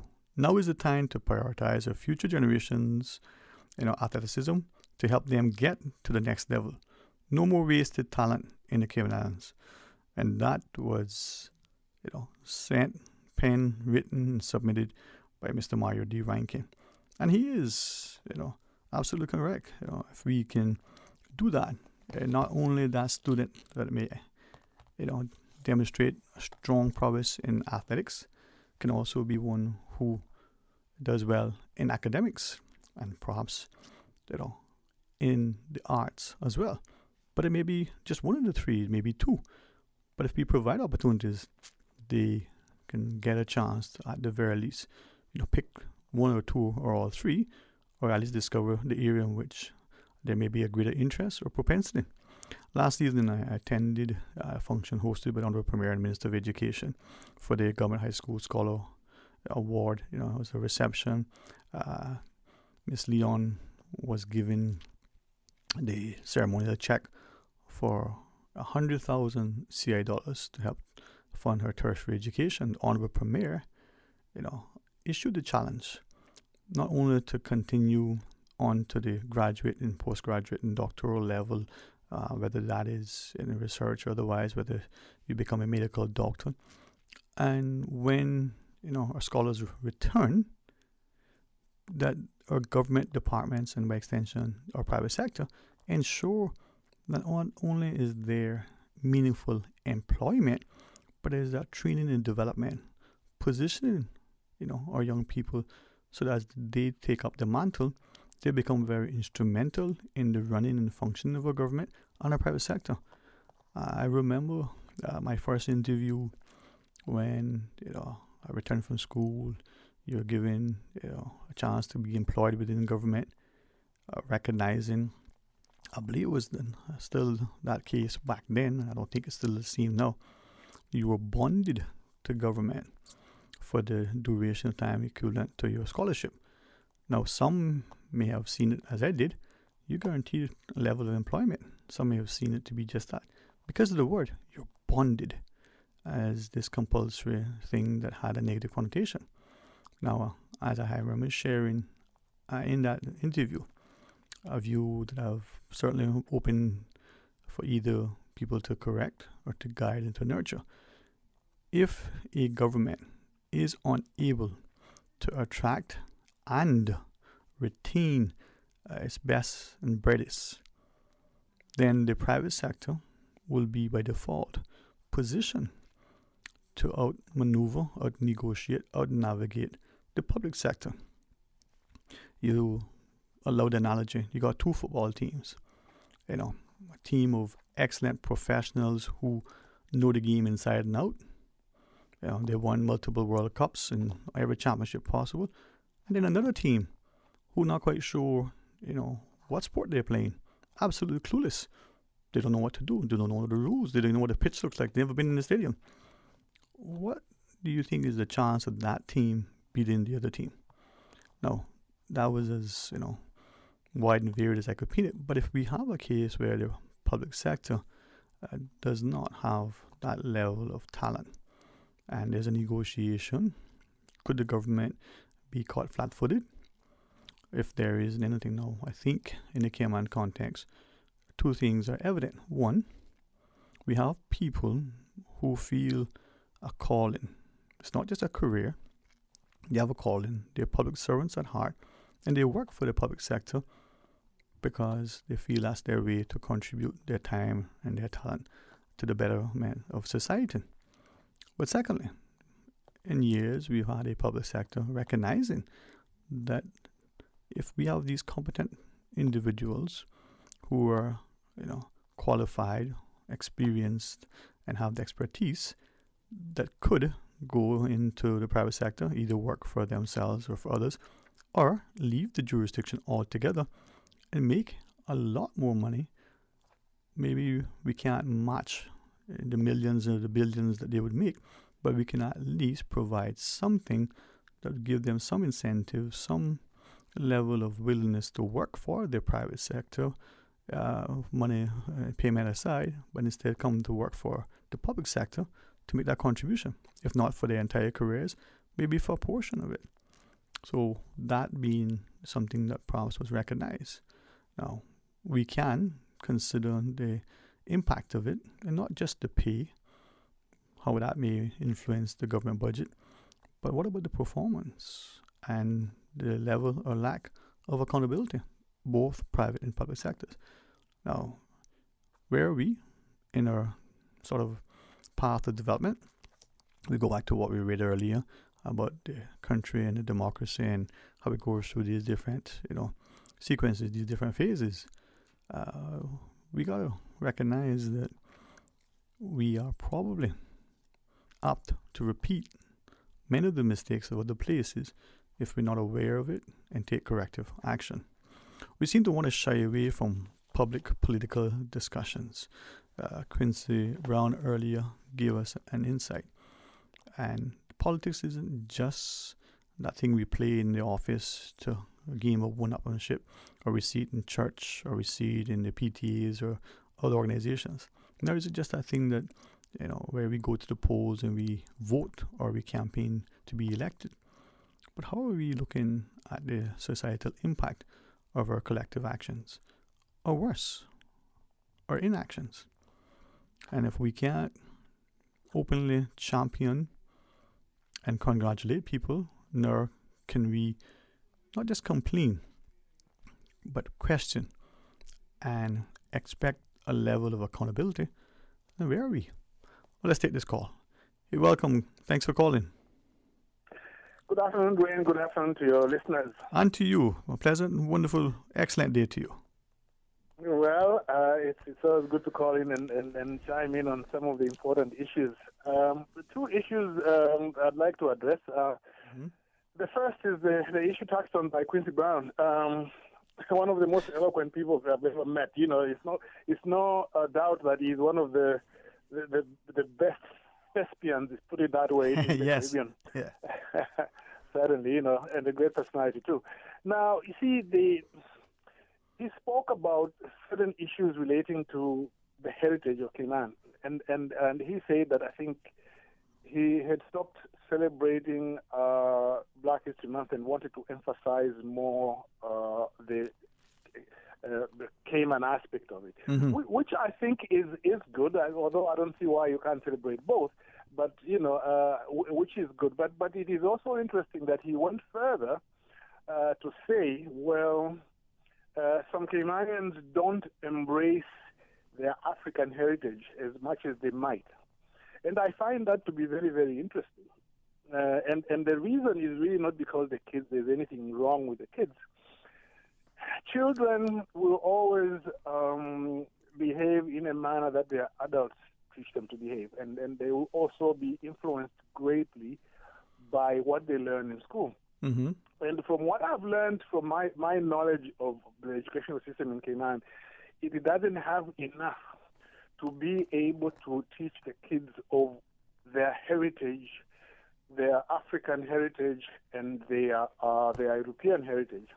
There's a leaning towards the European heritage. And once you do that, of course the kids are not going to embrace their African heritage, because nobody wants to embrace a heritage which has been portrayed as offering nothing. And so you can't blame the kids. So how do you solve that? How you solve that is you give them a proper perspective of what that heritage is, together with all the other heritages, if there's such a word. And that is very important. I'll give you a story this story stayed with me for a long time, and it will never leave me. This is a Caymanian. I know in Cayman we don't like usually talking about color, because people are comparatively live together in harmony. But this guy is a brown-skinned Caymanian. He's brown-skinned as you can be. He came to my place. We were supposed to discuss business, and then in the end, we spent 2 hours talking about this very issue about Afro things, Afrocentricity. And what he said to me was that when he was growing up in Cayman, he knew that he had an African heritage and a European heritage.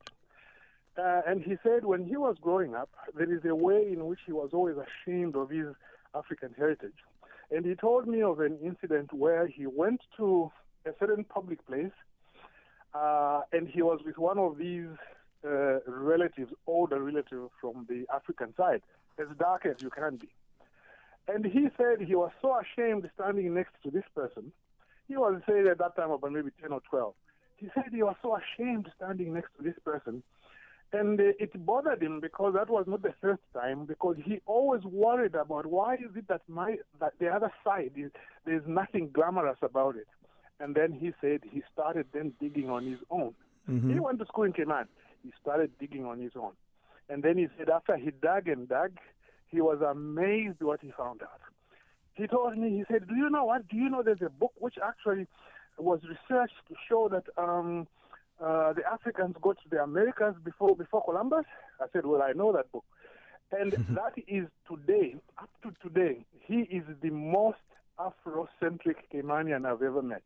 And to me, that tells me that there is need for the kids to grow up in Cayman knowing that part of it. And without getting into too much detail, he got into a lot of details about how the technology in Africa and the writing and how they even helped Columbus to navigate his way to the Americas. He spoke about how Africa is the only continent which has all the 4 stages of human development. The other continents have the Homo sapiens when they emigrated. And then he gets into all these issues where he shows you that every civilization on earth, the African civilization was one time the greatest. Are you going to the news now? I see it's 2 o'clock. Wow, you must be reading Susan's mind. Yeah, do you, the invitation is to hang on if you are able to. Would you wish to? I can hang on since it's a little short, I guess. Okay, listen, thank you. I'm sorry that we do that, but if she cracked the whips, let's make sure it doesn't hit. All right, stay on the line. We'll join you right after. Thanks. www.radiocayman.gov.ky. Check out our social media pages: Facebook, YouTube, X, formerly Twitter, Radio Cayman Headline News.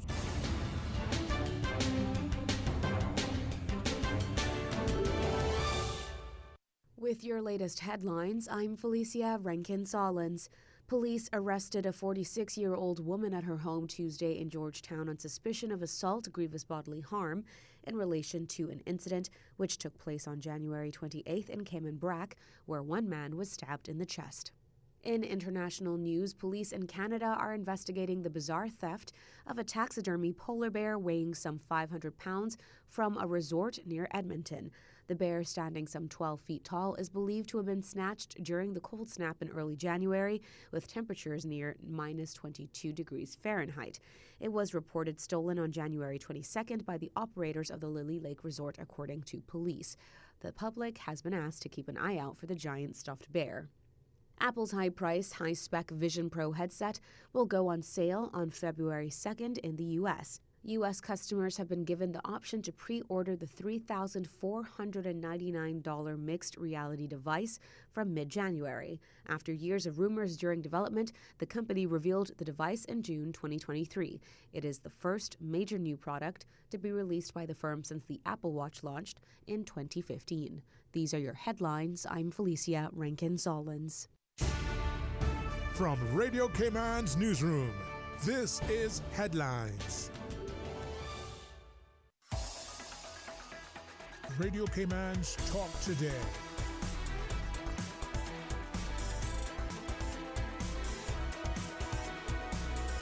What is on your mind, Cayman?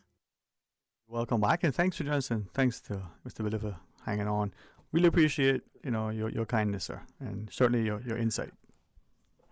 Well, thanks very much, Dwayne. Let me wind up this the Africa bit so that we can move to the more directly practical thing about kids getting jobs in Cayman. Uh-huh.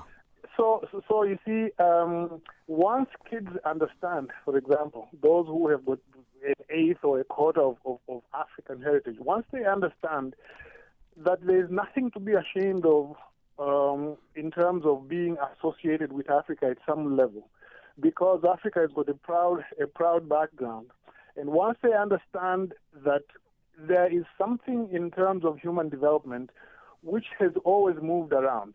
At one time, about 2,000 years ago, China was the most technologically advanced country on earth. Okay?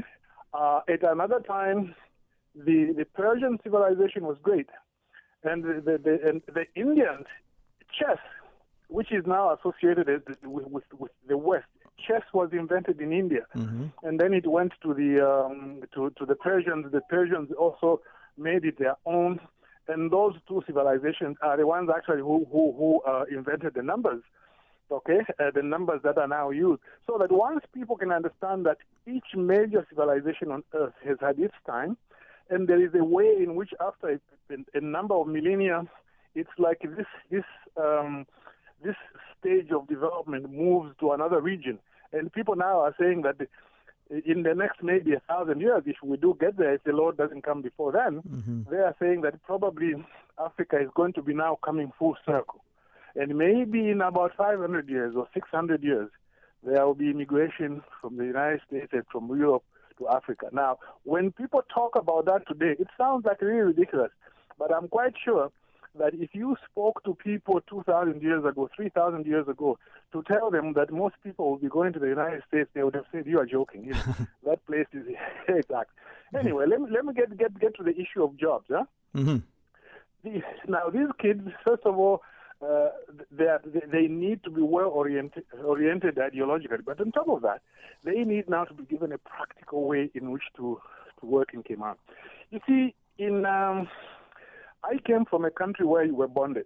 If you were given a scholarship by government, you were bonded for 2 years. That guarantees you a job. Okay? And for example, since I trained as a lawyer, I didn't have to go through this problem that people in Cayman go through, that they can't get articles. So you've got your degree, you've got your certificate, PPC certificate, but then you can't get articles. I didn't have that because I was bonded. So went to government. They gave me a job for 2 years. At the end of 2 years, I decided to stay because, again, they said, we'll send you to England to be trained, and then I went to England and so on. Now, when I went to the British Virgin Islands much later in life, they still had bonding, but it was a more loose bonding. They said that you should work in the, if you don't work in government, you had a choice to work in the private sector, but it was a choice. Okay? In other words, you could work in government if you want, and they will guarantee you a job, but you could work in the private sector. And I find that if Cayman could reintroduce that would really assist, because in my view, I think the next election in Cayman, I know that most, you see, any politician who runs for office will tell you, this is the election of our lifetime, this is the election of our lifetime. Unless you vote for me, things will go down the drain. I know that people usually say that, but in my view, I think the next election in Cayman is the election of elections. Because it is anything that has gone wrong in the last 30 years. There are a few things which have gone wrong, a few things have gone right. They have to be fixed now. Now that it is official that Caymanians are a minority, they say that 46%, but that includes status holders. Otherwise, Caymanian indigenous is around 28%. And unless something is done now, I suspect that there will be problems in the future. Like it would have reached an inflection point where nothing can be changed. And I think Caymanians will be lucky even to bring up their numbers even up to about 50%. Right now, for example, personally, I find it very interesting that this, the committee which Dr. Steve McField was heading, which is supposed to look into certain aspects of the immigration system, quite apart from the fact that it is only looking at the point system and not looking at the issue of targets. It looks like it is now bogged down. If it was important by now, I think they would have said what they want to do and start drafting the legislation. Mm-hmm. We were told that the report was going to be out in September last year. It didn't come out. Right now, it's sort of like it's a bit of a dead issue. And then there is this talk that over the last, I think it's the last year, about there's been an accumulation of about 1,000 PR and status grants, and that none have been given. Like the only ones which have been given are like independent means people by investment and so on. But those who apply for PR by points, none, I believe, has been given in the last 1 year. And my suspicion is somebody is trying to scupper that. And I think it needs to come out into the community now and be discussed. And the government has to say what it plans to do. Unless that is done, I think in the next 12 months, 15 months before the election, I can tell you one thing. If it's not done about now, once it comes close to election, the politicians will be afraid to do anything drastic because they are going to election. I worked in writing legislation in Cayman. I know that when you are going to elections, politicians don't want anything controversial because it might affect the election. So whatever government wants to do about immigration, they really have to do it now. Otherwise, when the new government comes in, I think it will be almost all lost. But that's what I think. Right. And then maybe when things can become better and you as Caymanians can become in charge, I can come back to Cayman and pick up where I left off in terms of certain contributions. I can't make them while status holders are telling me you can't do this and you can't do that. But anyway, that's a little bit of a personal thing. Yeah. Right. But let me ask of you, because, listening to you, I recognize that not only do you put forward viable solutions, you raise a number of questions that either have not been asked or if asked have not been answered or answered sufficiently, right? So with that in mind, let's take immigration reform, whether it's through the point system, whether, as some have suggested, this citizenship by investment, good, bad, needs to be revised, whichever. Should those things be more in the public domain as opposed to a small committee of 5 or 15 or 50 or whatever the number is, right? Should there be something that is more inclusive and as best as possible, a very deliberate, conscious attempt at making it exhaustive? We turn over every leaf. Would that be a better approach, you think? You mean like to make it more exhaustive in terms of dealing with all aspects of the immigration problem? All aspects of it, and then get as much input from the wider community. I said to share that I was trying to deliberately find someone in our society from the perspective of the circles in which I move, right? Caymanian, whether generational or by some other operation of law, a long-term visitor or a visitor who comes in frequently, a young person in still school, whether that's university or high school, or anyone who, when I ask, well, what do you think about the pace of development, the state of Cayman, the population growth? I've not yet, this has not been in a large number, certainly not something I would call it empirical or even, scientific. I've not found one person who wants more people in the country, who wants more development, but none of them are opposed to development. They're just saying, just take a pause, catch a breath, right? So would the government, the elected government, the appointed government, the private sector, the public sector, be better positioned to have the discussion on immigration reform, point system, whatever, as open and consultative as possible? Or should we say, listen, me, you, and Susan, we sit and we have breakfast and we decide who, what, when, and where, and how? Which one would be a better approach? Oh, I understand your question now. I missed it the first time. No, I may not have made this clear. Mm-hmm. Well, no, it's, maybe I didn't listen. I'm much older than you, Dwayne, so sometimes I don't listen very well. You see, that is real a point. Mm-hmm. Now, put it this way. Immigration has to do with human rights. Mm. It has to do with both human rights of the people who are here and even more, you see, every time I say here, I mean Cayman. Everybody who is in Cayman would like human rights to be observed. Mm-hmm. Now, even more So the local Caymanian, indigenous Caymanians, their rights must be respected. Now, human rights is dealt with in the Constitution. That's where it is dealt with. I know that there are these other pieces of legislation which allow for greater enjoyment, but the actual guarantee of human rights is in the Constitution. So in other words, the immigration matter is of constitutional importance. And what did the Cayman do last time with the Constitution? It was brought out to public consultation, okay?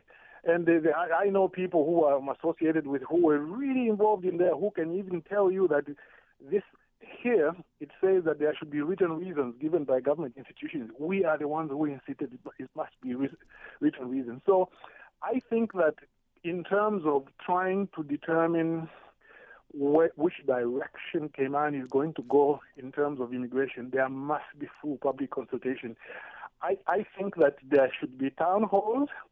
It should be something resembling constitutional reform. Why? Because human rights is a constitutional matter. And what worries me, Dwayne, is that I call radio stations.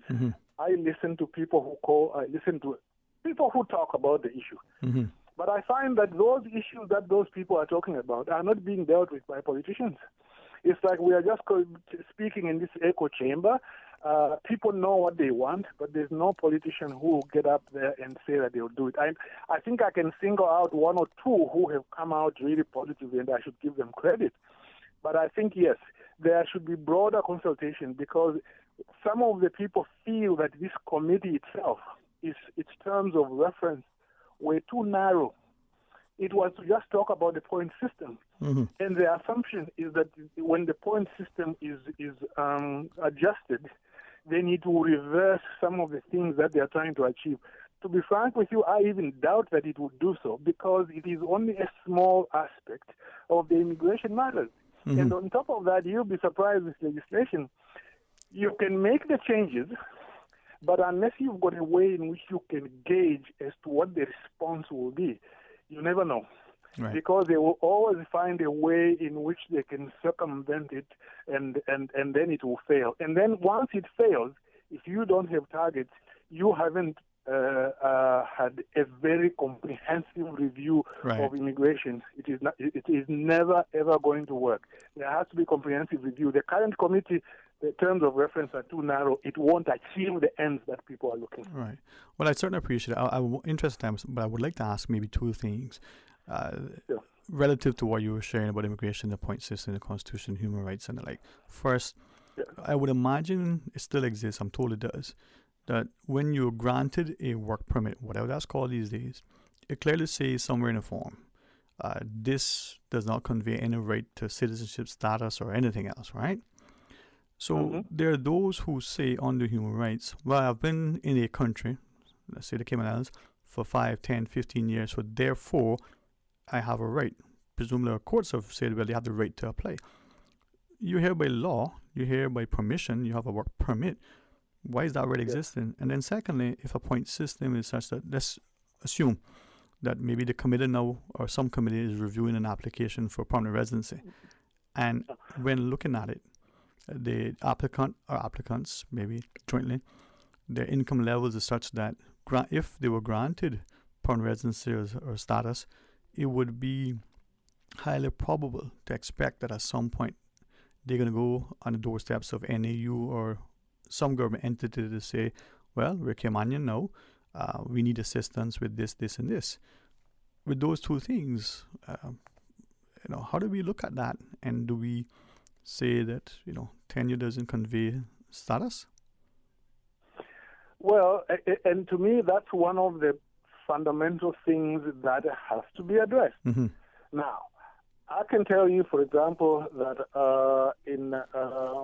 there are a number of countries where it is very hard to get citizenship. Now, some of these countries are very far from Cayman, but Cayman having so many nationalities, there are some people from even these countries. In Bhutan, you can't get citizenship unless you've lived in the country for 20 years. Okay? By the way, I know a security guard who's from Bhutan who used to work at the government administration. Yeah. Yeah. Good fellow. He probably do it. Yeah, they're a very nice guy, very nice guy. Yes. And then you have in Qatar, you have to be resident for 25 years without leaving the country for more than 2 consecutive months. 25 years. Mm-hmm. Okay? And they say that in Qatar, they naturalize only about 50 foreigners per year. Okay? Mm-hmm. And then in Kuwait, you have to be there for 20 years or 15 years if you are from an Arab country. So if you are, for example, you are from Cayman, you want to be a citizen in that country, 20 years. But if you come from another Arab country, do you see how they try to preserve their culture? Yes. They say, okay, we'll give you 15 years. Mm-hmm. In Liechtenstein, you have to be there for 30 years. Okay? You have to be there for 30 years. United Arab Emirates, so 30 years. Do you see how these countries, which have attracted so many people, have made it very difficult for people to be citizens? And yet in Cayman, at 8 years, you've got PR, and unless you do something really terrible, you get status. Yeah. These are issues which, if there are human rights issues like the European Convention and so on, government should try to put forward an argument to say we are an exception to those. Give us an exception. Yeah. Thank you always for taking time, and I certainly appreciate that what you share. Many of us will take time to think and to listen. Enjoy your afternoon, sir. Thank you, you too. Okay. Yes, bye. Bye. Let's pause. Final break. When we come back, I gotta see if Susan would sing. Stay tuned for Talk Today. From boat days to beach gatherings, leave the catering to Subway. Choose from small and large sandwich platters, double meat wrap platters, and top it off with optional cookie platters for dessert. Or ask about our Subway box to go with the option of 6-inch or foot-long sandwich, 1 cookie, and 1 bag of chips for all occasions and celebrations. Let Subway focus on the food so you can focus on the fun. Visit subway.ky for catering options. Subway. Eat fresh. Say hello to Los Angeles. Explore foodie havens, local markets, art exhibitions, cultural shows, theater, you name it, they've got it. Getting to LA is easy with 2 non-stop flights weekly aboard Cayman Airways. Midweek airfares are now on sale for just $410 CI round trip to LA. Some conditions apply. Check out our socials for more inspiration and visit CaymanAirways.com to book. Sale ends February 14th. Now is the time to see LA your way. Welcome to a new year with Digicel. Elevate your mobile experience by switching to our prepaid or postpaid plans. Enjoy more data, seamless communication, and uninterrupted entertainment. Plus, make the switch now for a chance to win exciting rewards. Stay connected, entertained, and make 2024 your year with Digicel. Because better connections make a better year. Grand Cayman's biggest one-day family fun day is back. The 55th Cayman Islands Agricultural Society Agriculture Show at the Stacey Watler Agricultural Pavilion in Lower Valley. Ash Wednesday, February 14th. Cooking competition, pony rides, petting zoo, beautiful baby show, Miss Agriculture Queen and Princess competition, lots of local musical entertainment, Roscoe the Mechanical Bull, and so much more. Gates open at 7 a.m. with ample parking. General admission is only $10. Children ages 2 through 11, $5, and under 2 are free. For more information, visit them on Facebook or Instagram at Cayman Agriculture. The 55th Agriculture Show in Lower Valley, Ash Wednesday, February 14th. At Doctors Hospital, we know life happens, and usually when you least expect it. So when unexpected medical issues arise, you need quality care close to home. Located in the heart of Georgetown, our accomplished team of physicians and medical staff treat minor urgent conditions such as migraines, chest and abdominal pain, shortness of breath, burns, broken bones, open wounds, and more. 24 hours, 7 days a week with no appointment necessary. Peace of mind is important when life happens. At Doctors Hospital, we're always here just for you. Need to speak to someone? Call 949-6066. The 615 Weather Report, Monday through Friday, is proudly sponsored by CG Britke. Insurance, health, pensions, life, where people come first. Radio Cayman's Talk Today.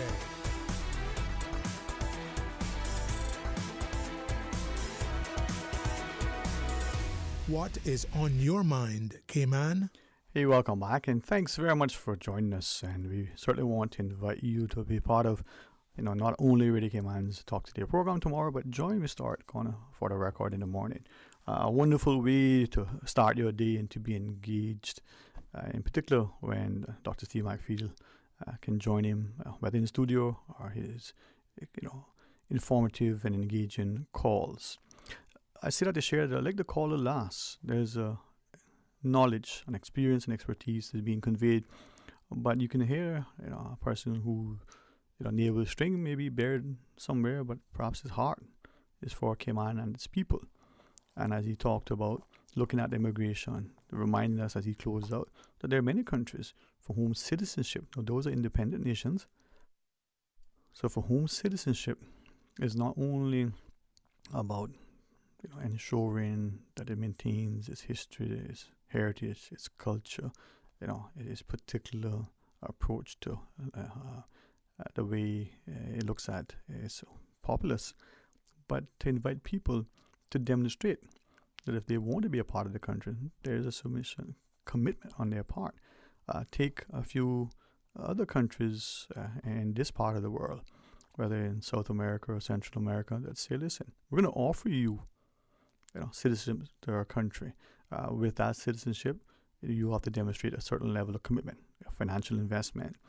You get in return certain benefits that the citizens get, but then you also need to understand that to qualify, in addition to whatever financial commitment or service or other, you need to be physically here, or at the very least not be absent for any more than this amount of time in 1 year or 2 years, collective and or consecutive. Now, for some reason, when other countries have certain rules relative to scholarships or awards or employment or something else, it's somehow not only allowed to be construed and presented, but repeated by Caymanians, oh, you've been anti. Now, it may be how it's said, it may be to whom it's said, it may be when it's said, it may be, who is saying it. But the question is, if we are in a space, in a place, are we not trying to do what the people in that country is asking for? If the people, wanted the government to do something, chances are the politicians would try to get it done. Would it not also be the case if they're asking the government, hey, let's put a pause, let's consider not doing that or not doing that to that extent, maybe because of the financial implications, the amount of debt, the ability to repay that debt, or the timing of that particular thing. Now, when the gentleman was speaking, one thing that came to mind, I should have asked him so that I pronounce it correctly, Ubuntu, that African concept where we're doing it for all benefit from the thing. As he shared, politicians may at every election say, oh, this is the most pivotal, the most important election. But perhaps he's right because of the time in human history that we find ourselves, perhaps because the statistics relative to the population, perhaps the pace of development, perhaps the growing concerns both locally and internationally that this country and others are facing, that we need leadership. Maybe he, indirectly asks the question, is there will, political will and societal will to do or perhaps refrain from doing, even though it may be expedient, even though it may be politically convenient? Now, if a populace, and by extension its voters, are unwilling to stand up and speak out, it can be done in a very direct, deliberate way, without it being confrontational, without it being uncivil. But unless we convey, what is it that we want, perhaps people are left to infer. Now, when we look at the Cayman context, again, if it is naive or perhaps improperly formed view, share, let me know.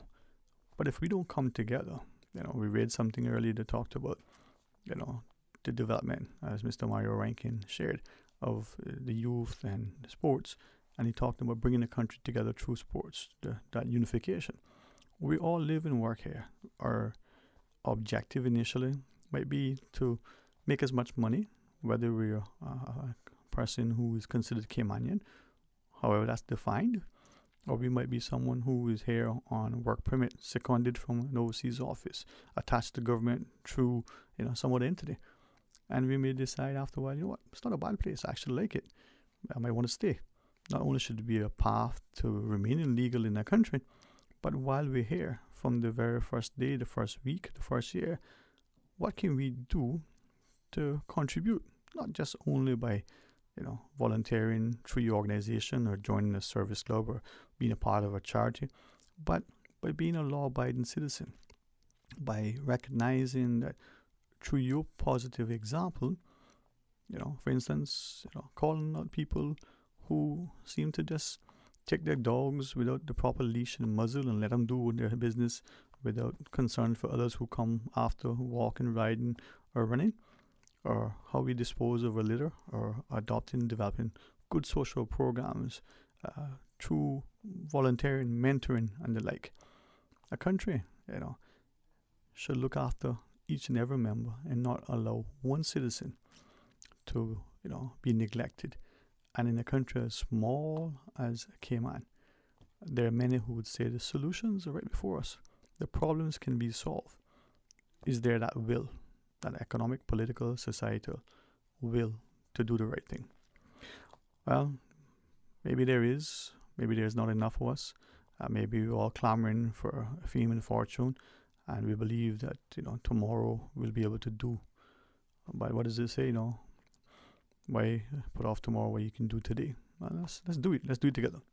All right, have an excellent, and wonderful, enjoyable rest of today. Please accept the invitation to join Mr. Art for the record. Come tomorrow morning, come back for a talk today, and share with us. If it means that our conversations are heavily political, with the intent that we're not trying to hold people accountable or accept responsibility, but to find meaningful, tangible, implementable solutions that are, once shared and employed, it actually can benefit us in a positive way, then let's do so. And sometimes, it's not that people consciously and intentionally are doing wrong. Sometimes they don't know any better. But there are times when they do so because they feel they can act with impunity.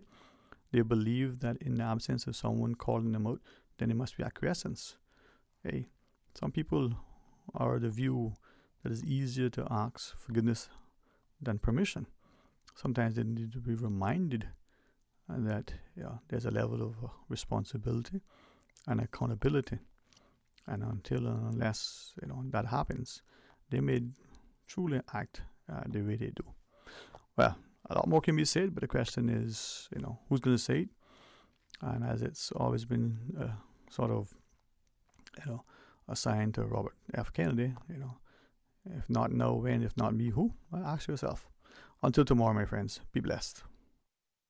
Talk Today is brought to you by Subway, open 24 hours in Countryside, Anderson Square in Georgetown, and Centennial Towers in West Bay. And by the Ministry of District Administration. Explore your history, explore your land, explore your sister islands. And Cayman Airways. Call them on 949-2311 to book your nonstop flights to Los Angeles and Panama. And now, Barbados. And Digicel, Cayman's bigger, better network. And Doctors Hospital. Peace of mind is important when life happens. Doctors Hospital, always there for you. Call 949-6066.